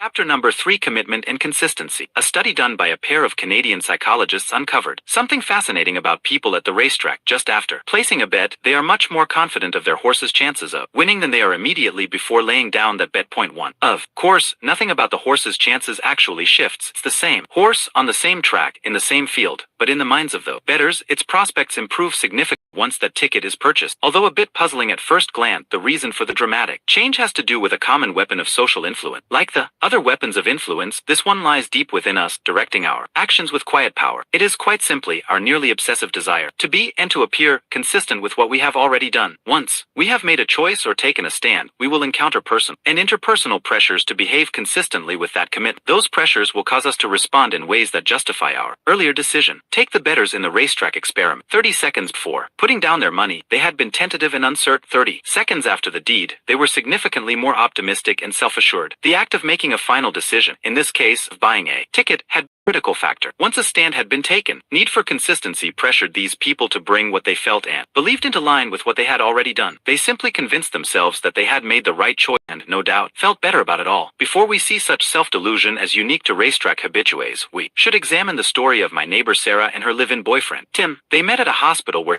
as an X-ray technician, and she as a nutritionist. They dated for a while even after Tim lost his job, and eventually they moved in together. Things were never perfect for Sarah. She wanted Tim to marry her and to stop his heavy drink. Tim resisted both ideas. After an especially difficult period of conflict, Sarah broke off the relationship and Tim moved out. At the same time, an old boyfriend of Sarah's returned to town after years away and called her. They started seeing each other socially and quickly became serious enough to plan a wedding. They had gone so far as to set a date and issue invitations when Tim called. He had repented and wanted to move back in. When Sarah told him her marriage plans, he begged her to change her mind. He wanted to be together with her as before, but Sarah refused, saying she didn't want to live like that again. Tim even offered to marry her, but she still said she preferred the other boy. Finally, Tim volunteered to quit drinking if she would only relent. Feeling that under those conditions Tim had the edge, Sarah decided to break her engagement, cancel the wedding, retract the invitations, and let Tim move back in with her. Within a month, Tim informed Sarah that he didn't think he needed to stop his drinking after all. A month later, he had decided that they should wait and see before getting married. 2 years have since passed. Tim and Sarah continue to live together exactly as before. He still drinks, there are still no marriage plan, yet Sarah is more devoted to Tim than she ever was. She says that being forced to choose taught her that Tim really is number one in her heart. So, after choosing Tim over her other boyfriend, Sarah became happier with him, even though the conditions under which she had made her choice have never been fulfilled. Obviously, horse race bettors are not alone in their willingness to believe in the correctness of a difficult choice once made. Indeed, we all fool ourselves from time to time in order to keep our thoughts and beliefs consistent with what we have already done or decided. Psychologists have long understood the power of the consistency principle to direct human action. Prominent theorists such as Leon Festinger, Fritz Heider, and Theodore Newcomb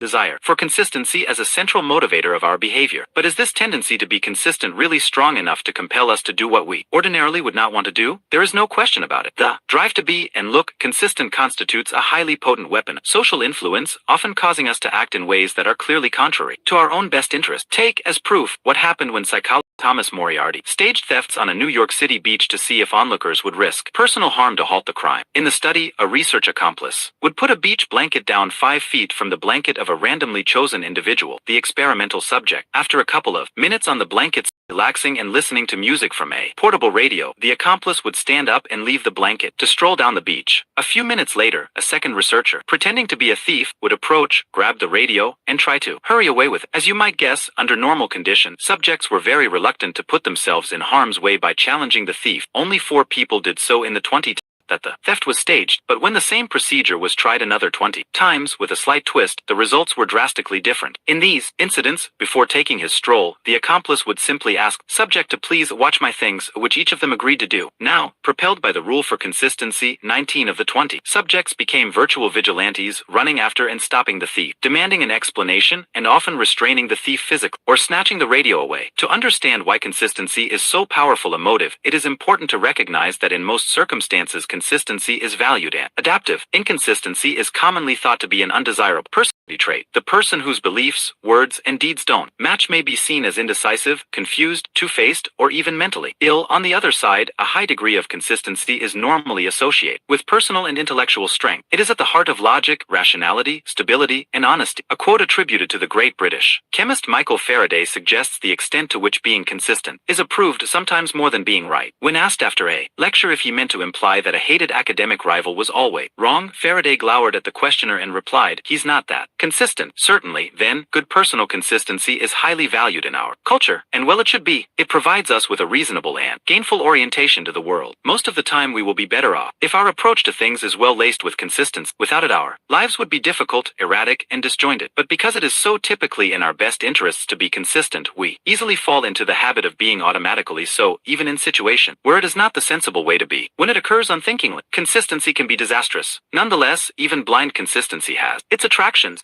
Like most other forms of automatic responding, it offers a shortcut through the density of modern life. Once we have made up our minds about an issue, stubborn consistency allows us a very appealing luxury. We really don't have to think hard about the issue anymore. We don't have to sift through the blizzard of information we encounter every day to identify relevant fact. We don't have to expend the mental energy to weigh the pros and cons. We don't have to make any further tough decision. Instead, all we have to do when confronted with issue is to turn on our consistency tape, and we know just what to believe, say, or do. We need only believe, say, or do whatever it consistent with our earlier decision. The allure of such a luxury is not to be minimized. It allows us a convenient, relatively effortless, and efficient method for dealing complex daily environments, severe demands on our mental energies and capacity. It is not hard to understand, then, why automatic consistency is a difficult reaction to curb. It offers us a way to evade the rigors of continuing thought. Author Joshua Reynolds noted, "There is no expedient to which a man will not resort to avoid the real labor of thinking. With our consistency tapes operating, then, we can go about our business happily excused from the toil of having to think too much." There is a second, more perverse attraction of mechanical consistency as well. Sometimes it is not the effort of hard, cognitive work that makes us shirk thoughtful activity, but the harsh consequences of that activity. Sometimes it is the cursedly clear and unwelcome set of answers provided by straight thinking that makes us mental slackers. There are certain disturbing things we simply would rather not realize, because it is a pre-programmed and mindless method of responding. Automatic consistency can supply a safe hiding place from those troubling realizations. Sealed within the fortress walls of rigid consistency, we can be impervious to the sieges of reason. One night at an introductory lecture given by the Transcendental Meditation (TM) program, I witnessed a nice illustration of how people will hide inside the walls of consistency to protect themselves from troublesome consequences of thought. The lecture itself was presided over by two earnest young men and was designed to recruit new members into the program. The program claimed it could teach a unique brand of meditation that would allow us to achieve all manner of desirable things, ranging from simple inner peace to the more spectacular abilities to fly and pass through walls at the program's advanced, more expensive stages. I had decided to attend the meeting to observe the kind of compliant tactics used in recruitment lectures of this sort, and had brought along an interested friend, a university professor whose areas of specialization were statistics and symbolic logic. As the meeting progressed and the lecturers explained the theory behind TM, I noticed my logician friend becoming increasingly restless, looking more and more pained and shifting about constantly in his seat. He was finally unable to resist. When the leaders called for questions at the completion of the lecture, he raised his hand and gently but surely demolished the presentation I had just heard. In less than 2 minutes, he pointed out precisely where and why the lecturer's complex argument was contradictory, illogical, and unsupportable. The effect on the discussion leaders devastating. After a confused silence, each attempted a weak reply only, to halt midway to confer with his partner and finally to admit that my colleague's points were good ones requiring further study. More interesting to me, though, was the effect upon the rest of the audience. At the end of the question period, the two recruiters were faced with a crush. Audience members submitting their $75 down payments for admission to the TM program. Nudging, shrugging, and chuckling to one another as they took in the payment, the recruiters betrayed signs of giddy bewilderment. After what appeared to have been an embarrassingly clear collapse of their presentation, the meeting had somehow turned into a great success, generating mystifyingly high levels of compliance from the audience. Although, more than a bit puzzled, I chalked up the audience response to a failure to understand the logic of my colleague's arguments. As it turned out, however, just the reverse was the case. Outside the lecture room after the meeting, we were approached by 3 members of the audience, each of whom had given a down payment immediately after the lecture. They wanted to know why we had come to the session. We explained, and we asked the same question of them. One was an aspiring actor who wanted desperately to succeed at his craft and had come to the meeting to learn if TM would allow him to achieve the necessary self-control to master the art. The recruiters had assured him that it would. The second described herself as a severe insomniac who had hopes that TM would provide her with a way to relax and fall asleep easily at night. The third served as unofficial spokesman. He also had a sleep-related problem. He was failing college because there didn't seem to be enough time to study. He had come to the meeting to find out if TM could help by training him to need fewer hours of sleep each night. The additional time could then be used for study. It is interesting to note that the recruiters informed him as well as the insomniac that transcendental meditation techniques could solve their respective though opposite problems. Still thinking that the 3 must have signed up because they hadn't understood the points made by my logician friend, I began to question them about aspects of his argument. To my surprise, I found that they had understood his comments quite well, in fact, all too well. It was precisely the cogency of his argument that drove them to sign up for the program on the spot. The spokesman put it best. pressed. Ooh, well, I wasn't going to put down any money tonight because I'm really quite broke right now. I was going to wait until the next meeting. But when your buddy started talking, I knew I'd better give them my money now, or I'd go home and start thinking about what he said and never sign up. All at once, things began to make sense. These were people with real problems, and they were somewhat desperately searching for a way to solve those problems. They were seekers who, if our discussion leaders were to be believed, had found a potential solution in TM. Driven by their needs, they very much wanted to believe that TM was their answer. Now, in the form of my colleague, intrudes the voice of reason, showing the theory underlying their newfound solution to be unsound. Panic. Something must be done at once before logic takes its toll and leaves them without hope again. Quickly, walls against reason are needed, and it doesn't matter that the fortress to be erected is a foolish one. Quick, a hiding place from thought. Here, take this money. Phew, safe in the nick of time. No need to think about the issues any longer. The decision has been made, and from now on, consistency. Tape can be played whenever necessary. TM? Certainly I think it will. Help me. Certainly I expect to continue. Certainly I believe in TM. I already put my money down for it, didn't I? Ah, the comforts of mindless consistency. I'll just rest right here for a while. It's so much nicer than the worry and strain of that hard search. If, as it appears, automatic consistency functions as a shield against thought, it should not be surprising that such consistency can also be exploited by those who would prefer that we not think too much in response to their requests for our compliance. For the exploiters whose interest will be served by an unthinking, mechanical reaction to requests, our tendency for automatic consistency is a gold mine. So clever are they at arranging to have us play our consistency tapes when it profits them that we seldom realize we have been taken. In fine jujitsu fashion, they structure their interactions with us so that our own need to be consistent will lead directly to their benefit. Certain large toy manufacturers use just such an approach to reduce a problem caused by seasonal buying pattern. Of course, boom, time for toy sales occurs before and during the Christmas holiday season. The toy companies make fat profits during this period. Their problem is that toy sales then go into a terrible slump for the next couple of months. Their customers have already spent the full amount in toy budgets and are stiffly resistant to their children's pleas for more. Even those children whose birthdays fall soon after the holidays receive fewer toys because of the recent Christmas spree. So the toy manufacturers are faced with a dilemma: how to keep sales high during the peak season and, at the same time, retain a healthy demand for toys in the immediately following month. Their difficulty certainly doesn't lie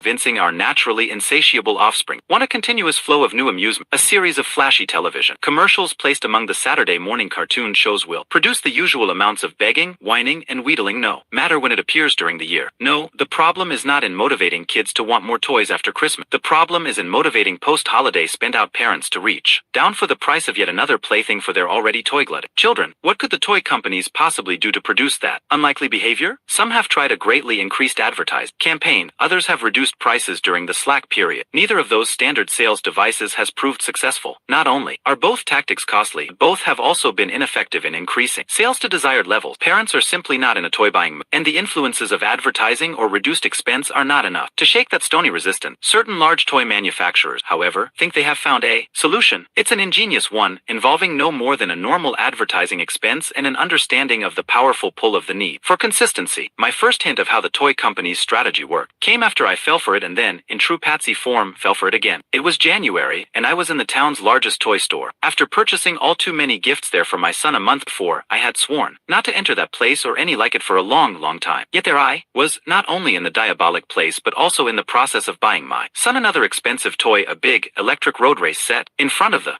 display, I happened to meet a former neighbor who was buying his son the same toy. The odd thing was that we almost never saw each other anymore. In fact, the last time was a year earlier in that same store where we were both buying our sons an expensive post-Christmas gift. That time a robot that walked, talked, and laid waste. We laughed at our strange pattern of seeing each other only a year at the same time, in the same place, while doing the same thing. Later that day, I mentioned the coincidence to a friend who, it turned out, had once worked in the toy business. No coincidence, he said knowingly. What do you mean, no coincidence? Look, he said, let me ask you a couple of questions about the road race set you bought. First, did you promise your son that he'd get one for Christmas? Well, yes, I did. Christopher had seen a bunch of ads for them on the Saturday morning cartoon shows and said that was what he wanted for Christmas. I saw a couple of the ads myself and it looked like fun. So I said okay. Strike one, he announced. Now for my second question. When you went to buy one, did you find all the stores sold out? That's right, I did. The stores said they'd ordered some but didn't know when they'd get any more in. So I had to buy Christopher some other toys to make up for the road race set. But how did you know? Strike two, he said. Just let me ask one more question. Didn't this same sort of thing happen the year before with the robot toy? Wait a minute, you're right. That's just what happened. This is is incredible. How did you know? No psychic power. I just happen to know how several of the big toy companies jack up their January and February sales. They start prior to Christmas with attractive TV ads for certain special toys. The kids, naturally, want what they see and extract Christmas promises for these items from their parents. Now here's where the genius of companies' plan comes in. They undersupply the stores with the toys they've gotten the parents to promise. Most parents find those things sold out and are forced to substitute other toys of equal value. The toy manufacturers, of course, make a point of supplying the stores with plenty of these substitutes. Then, after Christmas, the companies start running the ads again for the other special toy. That juices up the kid to want those toys more than ever. They go running to their parent, whining, you promised,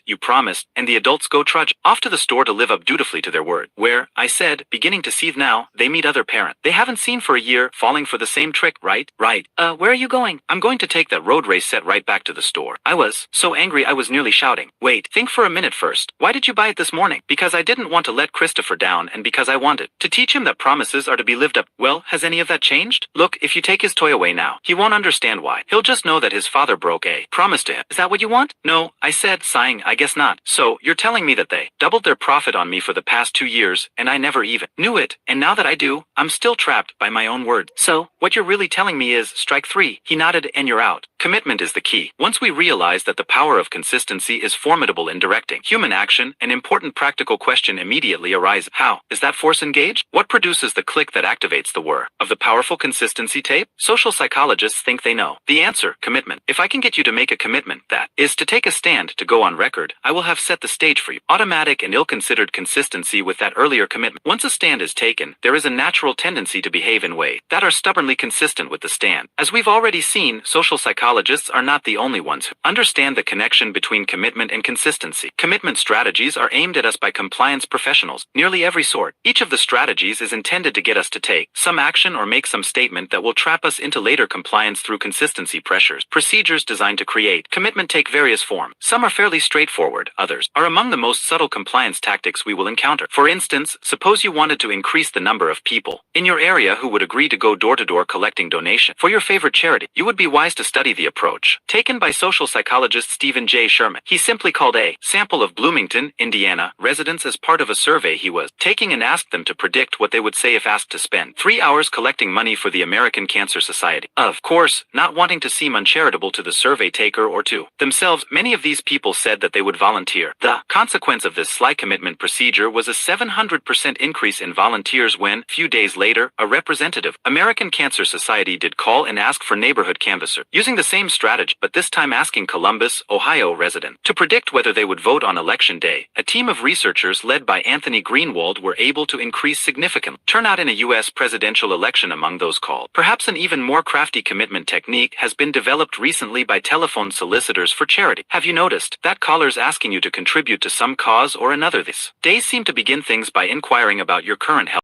Well-being? Hello, Mr./Ms. Target Person, they say. How are you feeling this evening? Or, how are you today? The caller's intent with this sort of introduction is not merely to seem friendly and caring. It is to get you to respond, as you normally do to such polite, superficial inquiry, with a polite, superficial comment of your own. Just fine, or real good, or I'm doing great, thanks. Once you have publicly stated that all is well, it becomes much easier for the solicitor to corner you into aiding those for whom all is not well. I'm glad to hear that, because I'm calling to ask if you'd be willing to make a donation to help out the unfortunate victim. The theory behind this tactic is that people who have just asserted that they are doing/feeling fine, even as a routine part of a sociable exchange, will consequently find it awkward to appear stingy in context of their own admittedly favored circumstance. If all this sound a bit far-fetched, consider the findings of consumer researcher Dan Howard, who put the theory to test. Dallas, Texas residents were called on the phone and asked if they would agree to allow a representative of the Hunger Relief Committee to come to their homes to sell them cookies, the proceeds from which would be used to supply meals for the needy. When tried alone, that request, labeled the standard solicitation approach, produced only 18% agreement. However, if the caller initially asked, "How are you feeling this evening?" and waited for a reply before proceeding to the standard approach, several noteworthy things happened. First, of the 120 individuals called, most 108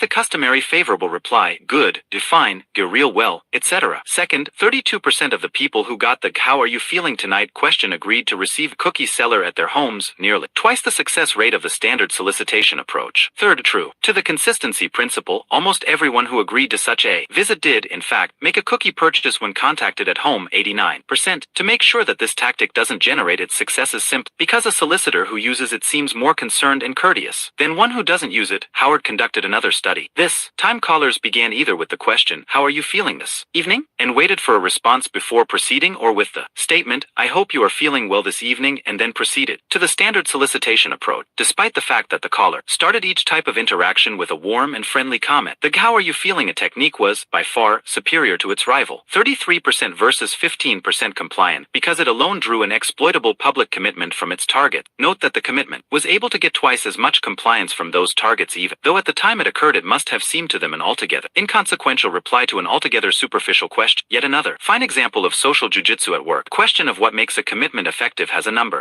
of answers. A variety of factors affect the ability of a commitment, constrain our future behavior. One large-scale program designed to produce compliance illustrates nicely how several of the factors work. The remarkable thing about this program is that it was systematic, employing these factors decades ago, well before scientific research had identified. During the Korean War, many captured American soldiers found themselves in prisoner of war (POW) camps run by the Chinese Communists. It became clear early in the conflict that the Chinese treated captives quite differently than did their allies. The North Korean favored savagery and harsh punishment to gain compliance. Specifically, avoiding the appearance of brutality, the Red Chinese engaged in what they termed their lenient policy, which was in reality a concerted and sophisticated psychological assault on their captive. After the war, American psychologists questioned the returning prisoners intensively to determine what had occurred. The intensive psychological investigation took place, in part, because of the unsettling success of some aspect of the Chinese program. For example, the Chinese were very effective in getting Americans to inform on one another, in striking contrast to the behavior of American POWs in World War II. For this reason, among others, escape plans were quickly uncovered and the escape attempts themselves almost always unsuccessful. When an escape did occur, wrote Dr. Edgar Schein, a principal American investigator of the Chinese indoctrination program in Korea, the Chinese usually recovered the man easily by offering a bag of rice to anyone, turning him in. In fact, nearly all American prisoners in the Chinese camps are said to have collaborated with the enemy in one form or another. An examination of the Chinese prison camp program shows that personnel relied heavily on commitment and consistency pressures to gain the desired compliance from prisoner. Of course, the first problem facing the Chinese was how to get any collaboration at all from American. These were men who were trained to provide nothing but name, rank, and serial number. Short of physical brutalization, how could the captors hope to get such men to give military information, turn in fellow prisoners, or publicly denounce their country? The Chinese answer was elementary: start small and build. For instance, prisoners were frequently asked to make statements so mildly anti-American or pro-communist as to seem inconsequential. The United States is not perfect. In a communist country, unemployment is not a problem. But once these minor requests were complied with, the men found themselves pushed to submit to related, yet more substantive requests. A man who had just agreed with Chinese interrogator that the United States is not perfect might then be asked to indicate some of the ways in which he thought this was the case. Once he had so explained himself, he might be asked to make a list of these problems with America, and to sign his name to it. Later, he might be asked to read his list in a discussion group with other prisoners. After all, it's what you really believe, isn't it? Still later, he might be asked to write an essay expanding on his list and discussing these problems in greater detail. The Chinese might then use his name and his essay in an anti-American radio broadcast beamed not only to the entire camp, but to other POW camps in North Korea, as well as to American forces in South Korea. Suddenly he would find himself a collaborator, having given aid to the enemy, aware that he had written the essay without any strong threats or coercion. Many times a man would change his image of himself to be consistent with the deed and with the new a collaborator label, often resulting in even more extensive acts of collaboration. Thus, while only a few men were able to avoid collaboration altogether, according to Dr. Schein, the majority collaborated at one time or another by doing things which seemed to them trivial but which the Chinese were able to turn to their own advantage. This was particularly effective in eliciting confessions, self-criticism, and information during interrogation. 3. If the Chinese know about the subtle power of this approach, it should not be surprising that another group of people interested in compliance is also aware of its usefulness. Many business organizations employ it regularly. For the salesperson, the strategy is to obtain a large purchase by starting with a small one. Almost any small sale will do because the purpose of that small transaction is not profit. It is commitment. Further purchases, even much larger ones, are expected to flow naturally from the commitment. An article in the trade magazine American Sales put it succinctly: the general idea is to pave the way for full-line distribution by starting with a small order. Look at it this way: when a person has signed an order for your merchandise, even though the profit is so small it hardly compensates for the time and effort of making the call, he is no longer a prospect. He is a customer. Point 4. The tactic of starting with a little request in order to gain eventual compliance with related larger requests has a name: the foot-in-theater technique. technique. Social scientists first became aware of its effectiveness in the mid-1960s when psychologists Jonathan Friedman and Scott Fraser published an astonishing set of data. 5. They reported the results of an experiment in which a researcher, posing as a volunteer worker, had gone door to door in a residential California neighborhood making a preposterous request of homeowners. The homeowners were asked to allow a public service billboard to be installed on their front lawn. To get an idea of just how the sign would look, they were shown a photograph depicting an attractive house, the view of which was almost completely obscured by a very large, poorly lettered sign reading "Drive carefully." Although the request was normally and understandably refused by the great majority, 83% of the other resident area, this particular group of people reacted quite favorably. A full 76% of them offered the use of their front yard. The prime reason for their startling compliance has to do with something that had happened to them about 2 weeks earlier. They had made a small commitment to driver safety. A different volunteer worker had come to their doors and asked them to accept and display a little 3-inch square sign that read "Be a safe driver." It was such a trifling request that nearly all of them had agreed to, but the effects of that request were enormous because they had innocently complied with a trivial safe driving request a couple of weeks before. The homeowners became remarkably willing to comply with another such request that was massive in size. Friedman and Fraser didn't stop there. They tried a slightly different procedure on another sample of homeowners. These people first received a request to sign a petition that favored keeping California beautiful. Of course, nearly everyone signed, since state beauty, like efficiency in government or sound prenatal care, is one of those issues. Almost no one is again. After waiting about 2 weeks, Friedman and Fraser sent a volunteer worker to these same homes to ask the residents to allow the big "Drive carefully" sign to be erected on their they had made weeks earlier was not to driver safety but to an entirely different public service topic: state beautification. At first, even Friedman and Fraser were bewildered by their finding. Why should the little act of signing a petition supporting state beautification cause people to be so willing to perform a different and much larger favor? After considering and discarding other explanations, Friedman and Fraser came upon one that offered a solution to the puzzle. Signing the beautification petition changed the view these people had of themselves. They saw themselves as public-spirited citizens, acted on their civic principles. When, 2 weeks later, they were asked to perform another public service by displaying the "Drive carefully" sign, they complied in order to be consistent with their newly formed self-images. According to Friedman and Fraser, what may occur is a change in the person's feelings about getting involved or taking action. Once he has agreed to a request, his attitude may change. He may become, in his own eyes, kind of person who does this sort of thing, who agrees to requests made by strangers, who takes action on things he believes in, who cooperates.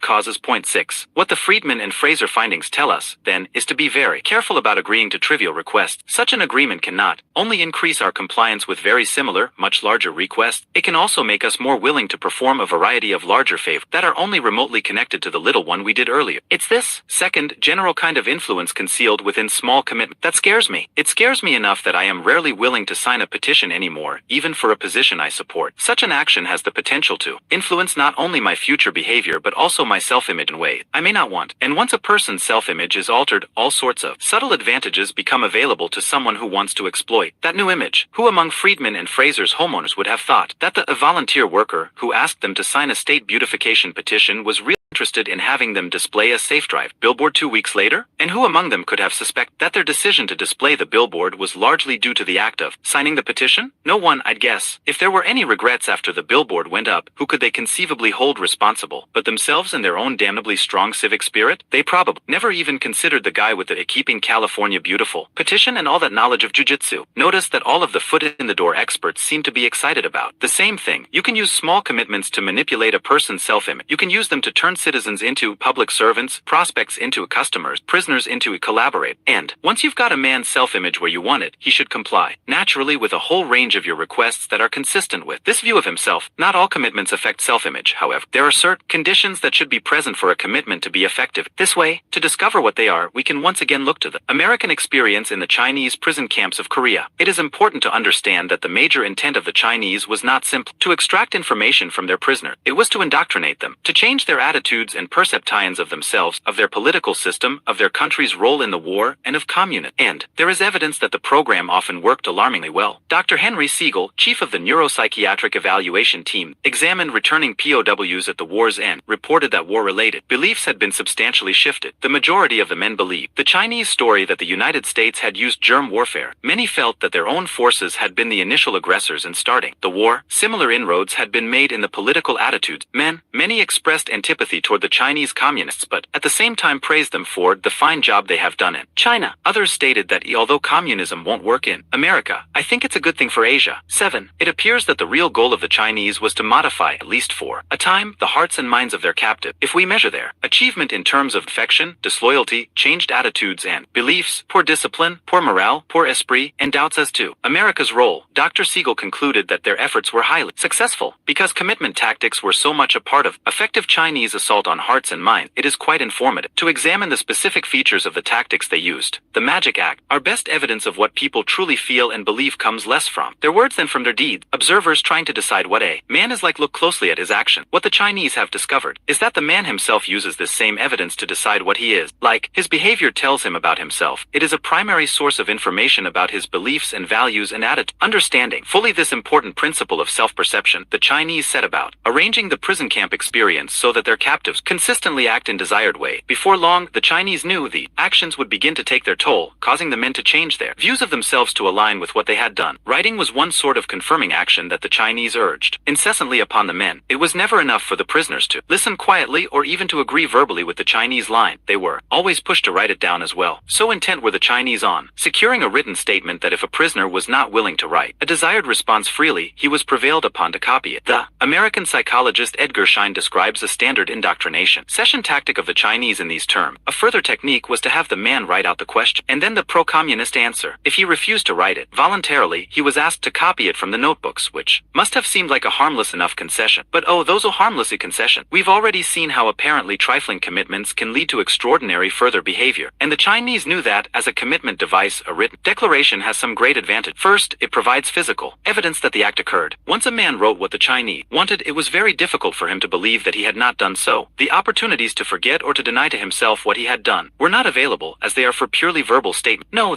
it was in his own handwriting, an irrevocably documented act driving him to make his beliefs and his self-image consistent with what he had undeniably done. A second advantage of a written testament is that it can be shown to other people. Of course, that means it can be used to persuade those people. It can persuade them to change their own attitudes in the direction of the statement. But more important for the purpose of commitment, it can persuade them that the author genuinely believes what was written. People have a natural tendency to think that a statement reflects the true attitude of the person who made it. What is surprising is that they continue to think so even when they know that the person did not freely choose to make the statement. Some scientific evidence that this is the case comes from a study by psychologists Edward Jones and James Harris, who showed people an essay that was favorable to Fidel Castro and asked them to guess the true feelings of its author. Point 8. Jones and Harris told some of these people that the author had chosen to write a pro-Castro essay, and they told the other people that the author had been required to write in favor of Castro. The strange thing was that even those people who knew that the author had been assigned to do a pro-Castro essay guessed that he liked Castro. It seems that a statement of belief produces a click or response in those who view it. Unless there is strong evidence to the contrary, observers automatically assume that someone who makes such a statement means it. Think of the double-barreled effects on the self-image of a prisoner who wrote a pro-Chinese or anti-American statement. Not only was it a lasting personal reminder of his action, it was also likely to persuade those around him that the statement reflected his actual belief. And, as we will see in Chapter 4, what those around us think is true of us is enormously important in determining what we ourselves think is true. For example, one study found that after hearing that they were considered charitable people, New Haven, Connecticut, housewives gave much more money to a canvasser from the Multiple Sclerosis Association. Point 9. Apparently the mere knowledge that someone viewed them as charitable caused these women to make their actions consistent. Another's perception of once an active commitment is made, then self-image is squeezed from both sides by consistency pressure. From the inside, there is a pressure to bring self-image into line with action. From the outside, there is a sneakier pressure, a tendency to adjust this image according to the way others perceive us. And because others see us as believing what we have written, even when we've had little choice in the matter, we will once again experience a pull to bring self-image into line with the written statement. In Korea, several subtle devices were used to get the prisoners to write, without direct coercion, what the Chinese wanted. For example, the Chinese knew that many prisoners were eager to let their family know that they were alive. At the same time, the men knew that their captors were censoring the mails and that only some letters were being allowed out of camp. To ensure that their own letters would be released, some prisoners began including in their messages peace appeals, claims of kind treatment, and statements sympathetic to communists. The hope was that the Chinese would want such letters to surface, would therefore allow their delivery. Of course, the Chinese were happy to cooperate because those letters served their interests marvelously. First, their worldwide propaganda effort benefited greatly from the appearance of pro-communist statements by American servicemen. Second, in the service of prisoner indoctrination, they had, without raising a finger of physical force, gotten many men to go on record as supporting the Chinese cause. A similar technique involved political essay contests that were regularly held in camp. The prize Prizes for winning were invariably small a few cigarettes or a bit of fruit, but were sufficiently scarce that they generated a lot of interest from the men. Usually the winning essay was one that took a solidly pro-communist stand, but not always. The Chinese were wise enough to realize that most of the prisoners not enter a contest that they could win only by writing a communist tract, and the Chinese were clever enough to know how to plant small commitments to communism in the men that could be nurtured into later bloom. So the prize was occasionally given to an essay that generally supported the United States but that bowed once or twice to the Chinese view. The effects of this strategy were exactly what the Chinese wanted. The men continued to participate voluntarily in the contest because they saw that they could win with an essay highly favorable to their own country, but perhaps without realizing, they began to shade their essays a bit toward communism in order to have a better chance of winning. The Chinese were ready to pounce on any concession to communist dogma and to bring consistency pressures to bear upon it. In the case of a written declaration within a voluntary essay, they had a perfect commitment from which to build toward collaboration and conversion. Other compliance professionals also know about the committing power of written statements. The enormously successful Amway Corporation, for instance, has hit upon a way to spur their sales personnel to greater and greater accomplishment. Members of the staff are asked to set individual sales goals and commit themselves to those goals by personally recording them on paper. One final tip before you get started: set a goal and write it down. Whatever the goal, the important thing is that you set it, so you got something for which to aim and that you write it down. There is something magical about writing things down. So set a goal and write it down. When you reach that goal, set another and write that down. You'll be off and running. If the Amway people have found something magical about writing things down, so have other business organizations. Some door-to-door sales companies use the magic of written commitments to battle the cooling-off laws recently passed in many states. The laws are designed to allow customers a few days after purchasing an item to cancel the sale and receive a full refund. At first, this legislation hurt the hard sell companies deeply because they emphasize high-pressure tactics there. Customers often buy not because they want the product but because they are duped or intimidated into the sale. When the new laws went into effect, these customers began canceling in droves. The companies have since learned a beautifully simple trick that cut the number of such cancellations drastically. They merely have the customer, rather than the sales, fill out the sales agreement. According to the sales training program of a prominent encyclopedia company, that personal commitment alone has proved to be a very important psychological aid in preventing customers from backing out of contract. Like the Amway Corporation, then, these organizations have found that something special happens when people personally put their commitments on paper. They live up to what they have written down. Another common way for businesses to cash in on the magic written declarations occurs through the use of an innocent-looking promotional device. Before I began to study weapons of social influence, I used to wonder why big companies such as Procter & Gamble and General Foods are always running those at 25-50- or 100 or less testimonial contests. They all seem to be alike. The contestant is to compose a short personal statement that begins with the words "why I like" and goes on to laud the features of whatever cake mix or flour wax happens to be at issue. The company judges the entries and award some stunningly large prizes to the winner. What had puzzled me was what the companies got out of the deal. Often the contest requires no purchase. Anyone submitting an entry is eligible. Yet, the companies appear to be strangely willing to incur the huge costs of contest after contest. I am no longer puzzled. The purpose behind the testimonial contest is the same as the purpose behind the political essay contests of Chinese communists. In both instances, the aim is to get as many people as possible to go on record as liking the product. In Korea, the product brand of Chinese communist. In the United States, it might be a brand of cuticle remover. The type of product doesn't matter. Process is the same. Participants voluntarily write essays for attract prizes that they have only a small chance to win. But they know that for an essay to have any chance of winning at all, it must include for the product. So they find praiseworthy features of the product and describe them in their essay. The result is of men in Korea, or hundreds of thousands of people in America who testify in writing to the product's appeal and who, consequently, experience that a magical pull to believe what they have written. The public eye. One reason that written testaments are effective in bringing about genuine personal change is that they can so easily be made public. The prisoner experience in Korea showed the Chinese to be quite aware of an important psychological principle. Public commitments tend to be lasting commitment. The Chinese constantly arranged to have the pro-communist statements of their captives seen by others. A man who had written a political essay the Chinese liked, for example, might find copies of it posted around camp, or might be asked to read it to a prisoner discussion group, or even to read it on the camp radio broadcast. As far as the Chinese were concerned, the more public the better. Why? Whenever one takes a stand that is visible to others, there arises a drive to maintain that stand in order to look like a consistent person. Remember that earlier in this chapter we described how desirable good personal consistency is as a trait, how someone without it could be judged as fickle, uncertain, pliant, scatterbrained, or unstable, how someone with it is viewed as rational, assured, trustworthy, and sound. Given this context, it is hardly surprising that people try to avoid the look of inconsistency. For appearance's sake, then, the more public a stand, the more reluctant we will be to change it. An illustration of how public commitments can lead to dogged, consistent further action is provided in a famous experiment performed by a pair of prominent social psychologists, Morton Deutsch and Harold Gerard. The basic procedure was to have college students first estimate, in their own minds, the length of lines they were shown. At this point, one sample of the students had to commit themselves publicly to their initial judgments by writing them down, signing their names to them, and turning them into the experimenter. A second sample of students also committed themselves to their first estimate, but they did so privately by putting them on a magic writing pad, erasing them by lifting the magic pad's plastic cover before anyone could see what they had written. A third set of students did not commit themselves to their initial estimates at all. They just kept the estimates in mind, privately. In these ways, Deutsch and Gerard had cleverly arranged for some students to commit themselves publicly, some privately, and some not at all to their initial decision. What Deutsch and Gerard wanted to find was which of the three types of students would be most inclined to stick with their first judgments after receiving information that those judgments were incorrect. So all of the students were given new evidence suggesting that their initial estimates were wrong, and they were then given the chance to change their estimate.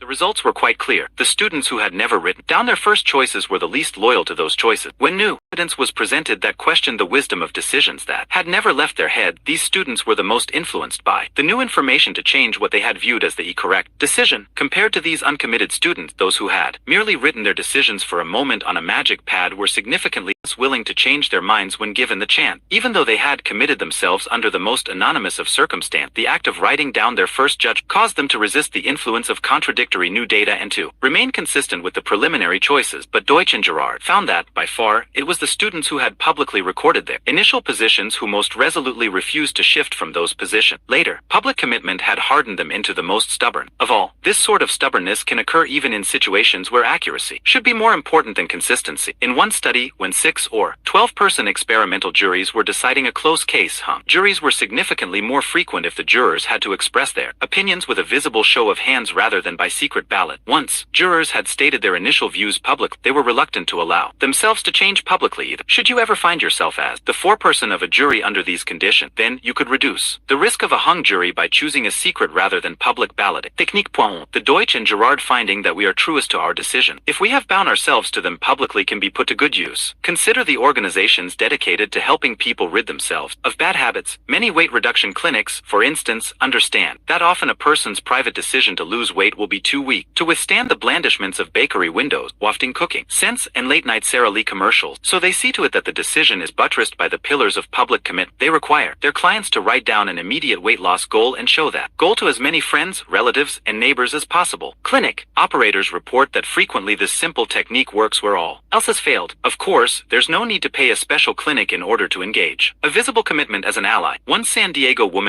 me how she employed a public promise to help herself finally stop smoking. I remember it was after I heard about another scientific study showing that smoking causes cancer. Every time one of those things came out, I used to get determined to quit, but I never could. This time, though, I decided I had to do something. I'm a proud person. It matters to me if other people see me in a bad light. So I thought, maybe I can use that pride to help me dump this damn habit. So I made a list of all the people who I really wanted to respect me. Then I went out and got some blank business cards, and I wrote on the back of each card, I promise you that I will never smoke another cigarette. Within a week, I had given or sent a signed card to everybody on list: my dad, my brother back east, my boss, my best girlfriend, my ex-husband, everybody but one, the guy I was dating. I was just crazy about him, and I really wanted him to value me as a person. Believe me, I thought twice about giving him a card because I knew that if I couldn't keep my promise to him, I'd die. But one day at the office, he worked in the same building as I did. I just walked up to him, handed him the card, and walked away without saying anything. Quitting a cold turkey was the hardest thing I've ever done. There must have been 1,000 times when I thought I had to have a smoke. But whenever that happened, I'd just picture how all of the people on my list, especially this one guy, would think less of me if I couldn't stick to my guns. And that's all it took. I've never taken another puff. You know, the interesting thing is the guy turned out to be a real schmuck. I can't figure out what I saw in him back then. But at the time, without knowing it, he helped me get through the toughest thing I've ever had to do. I don't even like him anymore. Still, I do feel grateful in a way because I think he saved my life. The effort extra. Yet another reason that written commitments are so effective is that they require more work than verbal ones. And the evidence is clear that the more effort that goes into a commitment, the greater is its ability to influence the attitudes of the person who made it. We can find that evidence quite close to home or as far away as the back regions, primitive world. For example, there is a tribe in southern southern Africa, Dhona, that requires each of its boys to go through an elaborate initiation ceremony before he can be counted a man of the tribe. As with many other primitive peoples, a Dhona boy endures a great deal before he is admitted to adult membership in the group. Anthropologists Whiting, Cluckhone, and Anthony have described this 3-month ordeal in brief but vivid terms. When a boy is somewhere between 10 and 16 years of age, he is sent by his parents to a circumcision school, which is held every 4 or 5 years. Here in company with his age mates he undergoes severe hazing by the adult males of the society. The initiation begins when each boy runs the gauntlet between 2 rows of men, who beat him with clubs. At the end of this experience he is stripped of his clothes and his hair is cut. He is next met by a man covered with lion manes and is seated upon a stone facing this lion man. Someone then strikes him from behind, and when he turns his head to see who has struck him, his foreskin is seized and in 2 movements cut off by the lion man. Afterward he is secluded for 3 months in the Yard of Mysteries, where he can be seen only by the initiated. During the course of his initiation, the boy undergoes 6 major trials: beatings, exposure to cold, thirst, eating of unsavory food, punishment, and the threat of death. On the slightest pretext he may be beaten by one of the newly initiated men who is assigned to the task by the older men of the tribe. He sleeps without covering and suffers bitterly from the winter cold. He is forbidden to drink a drop of water during the whole 3-month. Meals are often made nauseating by the half-digested grass from the stomach of an antelope, which is poured over his food. If he is caught breaking any important rule governing the ceremony, he is severely punished. For example, in one of these punishments, sticks are placed between the fingers of the offender. Then a strong man closes his hand around that of the novice, practically crushing fingers. He is frightened into submission by being told that in former times boys who had tried to escape or who had revealed the secrets to women or to the uninitiated were hanged and their bodies burned to ashes. Point 12. On the face of it, these rites seem extraordinary and bizarre, yet at the same time, they can be seen to be remarkably similar in principle and even in detail to the common initiation ceremonies of school fraternity. During the traditional Hell Week held yearly on college campuses, fraternity pledges must persevere through a variety of activities designed by the older members to test the limits of physical exertion, psychological strain, and social embarrassment. At week's end, the boys who have persisted through the ordeal are accepted for full group membership. Mostly their tribulations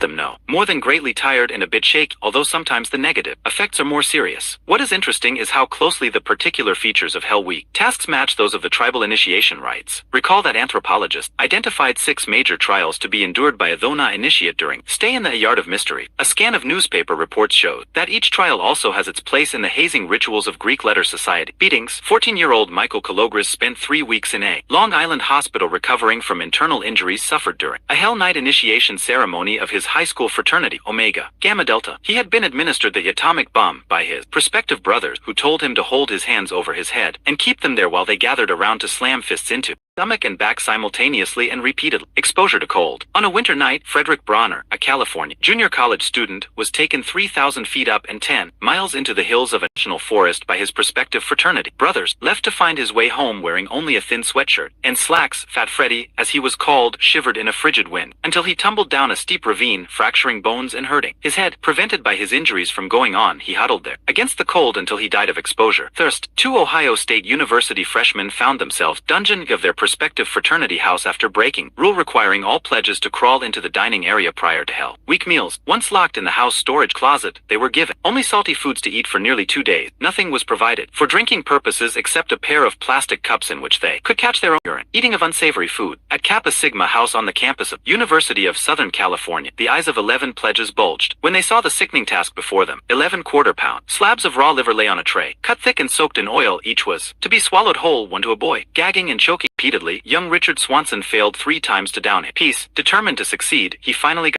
soaked meat into his throat where it lodged and, despite all efforts to remove it, killed him. Punishment. In Wisconsin, a pledge who forgot one section of a ritual incantation to be memorized by all initiates was punished for his error. He was required to keep his feet under the rear legs of a folding chair while the heaviest of his fraternity brothers sat down and drank a beer. Although the pledge did not cry out during the punishment, a bone in each of his feet was broken. Threats of death. A pledge of Zeta Beta Tau fraternity was taken to a beach area of New Jersey and told to dig his own grave. Seconds after he complied with orders to lie flat in the finished hole, the side collapsed, suffocating him before his prospective fraternity brother could dig him out. There is another striking similarity between the initiation rites of tribal and fraternal society. They simply will not die, resisting all attempts to eliminate or suppress them. Such hazing practices have been phenomenally resilient. Authorities, in the form of colonial governments or university administrations, have tried threats, social pressures, legal actions, banishment, bribes, and bans to persuade the groups to remove the hazards and humiliations from their initiation ceremony. None has been successful. example. Oh, there may be a change while the authority, watching closely, but this is usually more apparent than real. Harsher trials occurring under more secret circumstances until the pressure is off and they can surface again. On some college campuses, officials have tried to eliminate dangerous hazing practices by substituting a help week of civic service or by taking direct control of the initiation rituals. When such attempts are not slyly circumvented by fraternity, they are met with outright physical resistance. For example, in the aftermath of Richard Swanson choking death at USC, the university president issued new rules requiring that all pledging activities be reviewed by school authorities for going into effect and that adult advisors be present during initiation ceremony. According to one national magazine, the new code set off a riot so violent that city police and fire detachments were afraid to enter campus, resigning themselves to the inevitable. Other college representatives have given up on the possibility of abolishing the degradations of Hell Week. If hazing is a universal human activity and every bit of evidence points to this conclusion, you most likely won't be able to ban it effectively. Refuse to allow it openly and it will go underground. You can't ban sex, you can't prohibit alcohol, and you probably can't eliminate hazing. What is it about hazing practices that make them so precious to the societies? What could make the groups want to evade, undermine, or contest any effort to ban the degrading and perilous features of initiation rite? Some have argued that the groups themselves are composed of psychological or social miscreants whose twisted need demand that others be harmed and humiliated, but the evidence does not support such a view. Studies done on the personality traits of fraternity members, for instance, show them to be, if anything, slightly healthier than other college students in their psychological adjustment. Similarly, fraternities are known for their willingness to engage in beneficial community projects for the general social good. What they are not willing to do, however, is substitute these projects for their initiation ceremony. One survey at the University of Washington found that, of the fraternity chapters examined, most had a type of Help Week tradition, but that this community service was in addition to Hell Week. In only one case was such service directly related to initiation procedures. 14. The picture that emerges of the perpetrators of hazing practices is of normal individuals who tend to be psychologically stable and socially concerned, but who become aberrantly harsh as a group at only one time, immediately before the admission of new members to the society. The evidence, then, points to the ceremony as the culprit. There must be something about its rigors that is vital to the group. There must be some function to its harshness that the group will fight relentlessly to maintain. What? My own view is that the answer appeared in 1959 in the results of a study little known outside of social psychology. A pair of young researchers, Elliot Aronson and Judson Mills, decided to test their observation that persons who go through a great deal of trouble or pain to attain something tend to value it more highly than persons who attain the same thing with a minimum of effort. The real stroke of inspiration came in their choice of the initiation ceremony as the best place to examine this possibility. They found that college women who had to endure a severely embarrassing initiation ceremony in order to gain access to a sex discussion group convinced themselves that their new group and its discussions were extremely valuable, even though Aronson and Mills had previously rehearsed the other group members to be as worthless and uninteresting as possible. Different co-eds who went through a much milder initiation ceremony or went through no initiation at all were decidedly less positive about the worthless new group they had joined. Additional research showed the same results when co-eds were required to endure pain rather than embarrassment to get into a group. The more electric shock a woman received as part of initiation ceremony, the more she later persuaded herself that her new group and its activities were interesting, intelligent, and desirable. Point 15. Now the harassments, the exertions, even the beatings of initiation rituals begin to make sense. The though not tribesman watching with tears in his eyes, his 10-year-old son tremble through a night on the cold ground of the A Yard of Mysteries, the college sophomore punctuate his hell night paddling of his fraternity a little brother with bursts of nervous laughter. These are not acts of sadism. They are acts of group survival. They function, oddly enough, to spur future society members to find the group more attractive and worthwhile. As long as it is the case that people like and believe in what they have struggled to get, these groups will continue to arrange effortful and troublesome initiation rites. The loyalty and dedication of those who emerge will increase to a great degree the chances of group cohesiveness and survival. Indeed, one study of 54 tribal cultures found that those with the most dramatic and stringent initiation ceremonies were those with the greatest group solidarity. Point 16. Given Aronson and Mills's demonstration that severity of an initiation ceremony significantly heightens the newcomer commitment to the group, it is hardly surprising that groups will oppose all attempts to eliminate this crucial link to their future strength. Military groups and organizations are by no means exempt from these same process. The agonies of boot camp initiations. Armed services are legendary. The novelist William Styron, former Marine, catalogs his own experiences in language we could easily apply to the Thongas or, for that matter, to the kappas or betas or alphas. The remorseless close-order drill hour after hour in the burning sun. The mental and physical abuse, the humiliations, the frequent sadism. At the hands of drill sergeants, all the claustrophobic and terrifying insults to the spirit which can make an outpost like Quantico or Paris Island one of the closest things in the free world to a concentration camp. But in his commentary, Styron does more than recount misery of this training night. He recognizes its intended outcome. There is no ex-marine of my acquaintance, regardless of what direction he may have taken spiritually or politically after those callow, gung-ho days, who does not view the training as a crucible out of which he emerged in some way more resilient, simply braver and better. The where. But why should we believe William Styron, the writer, in such matters? After all, for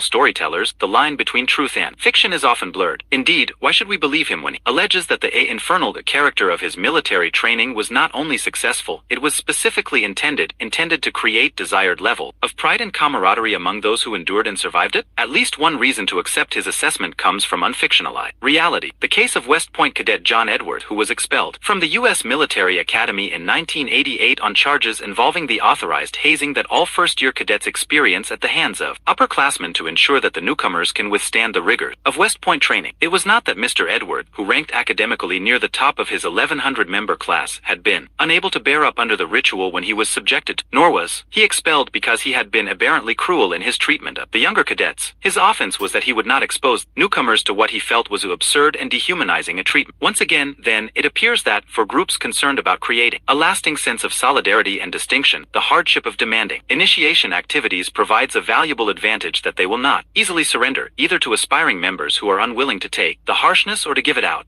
Choice. Examination of such diverse activities as the indoctrination practice of the Chinese communists and the initiation rituals of college fraternities has provided some valuable information about commitment. It appears that commitments are most effective in changing a person's self-image and future behavior when they are active, public, and effortful. But there is another property of effective commitment that is more important than the other three combined. To understand what it is, we first need to solve a pair of puzzles in the actions of communist interrogators and fraternity brothers. The first puzzle comes from the refusal of fraternity chapters to allow public service activities to be part of their initiation ceremony. Recall that one survey showed that community projects, though frequent, were nearly always separated from the membership induction program. But why? If an effortful commitment is what fraternities are after in their initiation rites, surely they could structure enough distasteful and strenuous civic activities for their pledge. There is plenty of exertion and unpleasantness to be had in the world of old age home repairs, mental health center yard work, and hospital bedpan duty. Besides, community-spirited endeavors of this sort would do much to improve the highly unfavorable public and media image of Fraternity Hell Week. Writes, a survey showed that for every positive newspaper story concerning Hell Week, there were 5 negative stories. If only for public relations reason, then fraternities should want to incorporate community service efforts into their initiation practice, but they don't. To examine the second puzzle, we need to return to the Chinese prison camps of Korea and the regular political essay contests held for American captive. The Chinese wanted as many Americans as possible to enter these contests so that, in the process, they might write favorable to the communist view. If, however, the idea was to attract large numbers of entrants, why were the prizes so small? A few extra cigarettes or a little fresh fruit were often all that a contest winner expect. In the setting, even these prizes were valuable, but still there were much larger rewards: warm clothing, special male privilege, increased freedom of movement in camp that the Chinese could have used to increase the number of essay writers. Yet they specifically chose to employ the smaller rather than the larger, more motivating reward. Although the settings are quite different, the surveyed fraternity refused to allow civic activities into their initiation ceremony. Same reason that the Chinese withheld large prizes in favor of less powerful inducement. They wanted the men to own what they had done. No excuses, no ways out were allowed. A man who suffered through an arduous hazing could not be given the chance to believe he did so for charitable purposes. A prisoner who salted his political essay with a few anti-American comments could not be permitted to shrug it off as motivated by a big reward. No, the fraternity chapters and Chinese communists were playing for keeps. It was not enough to wring commitments out of their men. Those men had to be made to take inner responsibility for their action. Given the Chinese Communist government's affinity for the political essay contest as a commitment device, it should come as no surprise that a wave of such contests appeared in the aftermath of the 1989 massacre in Tiananmen Square, where pro-democracy protesters were gunned down by government soldiers. In Beijing alone, 9 state-run newspapers and television stations sponsored essay competitions on the quelling of the counter-revolutionary rebellion, still acting in accord with its long-standing and insightful de-emphasis of rewards for public commitments. The Beijing government left the contest prizes unspecified. Social scientists have determined that we accept accept inner responsibility for a behavior when we think we have chosen to perform it in the absence of strong outside pressures. A large reward is one such external pressure. It may get us to perform a certain action, but it won't get us to accept inner responsibility for the act. Consequently, we won't feel committed to it. The same is true of a strong threat. It may motivate immediate compliance, but it is unlikely to produce long-term commitment.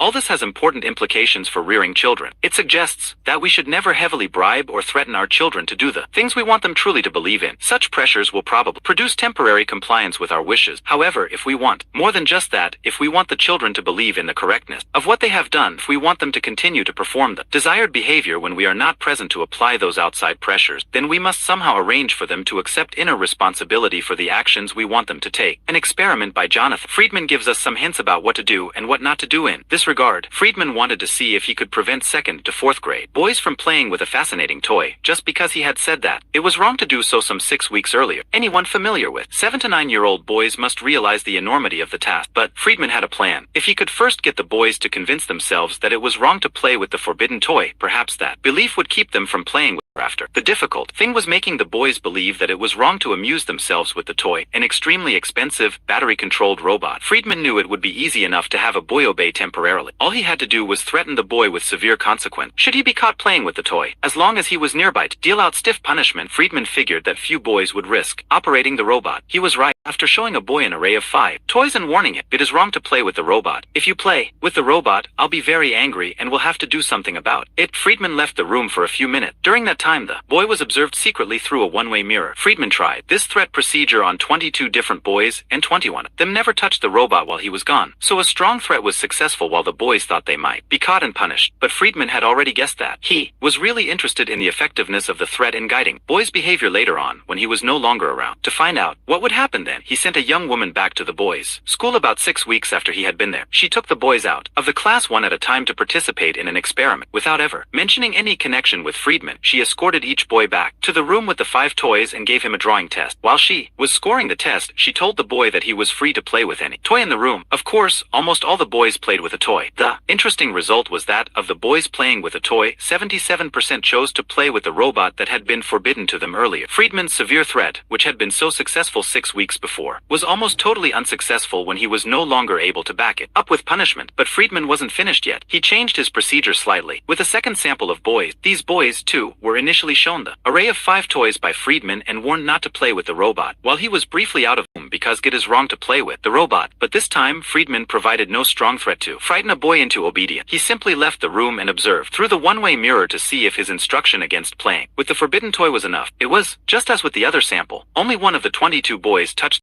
but during the short time Friedman was gone. The real difference between the 2 samples of boys came 6 weeks later, when they had a chance to play with the toys while Friedman was no longer around. An astonishing thing happened with the boys, who had earlier been given no strong threat against playing robot. When given the freedom to play with any toy they wished, most avoided the robot, even though it was by far the most attractive of 5 toys available. The others were a cheap plastic submarine, a child baseball glove without a ball, an unloaded toy rifle, and a toy tractor. When these boys played with one of the 5 toys, only 33% chose the robot. Something dramatic had happened to both groups of boys. For the first group, it was the severe threat they heard from Friedman to back up his statement that playing with the robot was a wrong. It had been quite effective at first when Friedman could catch them should they violate his rule. Later, though, when he was no longer present to observe the boys' behavior, his threat was impotent and his rule was, consequently, ignored. It seems clear that the threat had not taught boys that operating the robot was wrong, only that it was unwise to do. So when the possibility of punishment existed for the other boys, the dramatic event had come from the inside, not the outside. Friedman had instructed them, too, that playing with robot was wrong, but he had added no threat of punishment should they disobey him. There were 2 important results. First, Friedman instruction alone was enough to prevent the boys from operating robot while he was briefly out of the room. Second, the boys took personal responsibility for their choice to stay away from the robot during that time. They decided that they hadn't played with it because they didn't want to. After all, there were no strong punishments associated with the toy to explain their behavior otherwise. Thus, weeks later, when Friedman was nowhere around, they still ignored the robot because they had been changed brainwashed inside to believe that they did not want to play with it. Point 17. Adults facing the child-rearing experience can take a cue from Friedman's study. Suppose a couple wants to impress upon daughter that lying is wrong. A strong, clear threat, it's bad to lie. Honey, so if I catch you at it, I'll cut your tongue out, might well be effective when the parents are present or when the girl thinks she can't be discovered. But it will not achieve the larger goal of convincing that she does not want to lie because she thinks it's wrong. To do that, a much subtler approach is required. A reason must be given that it just strong enough to get her to be truthful most of the time but is not so strong that she sees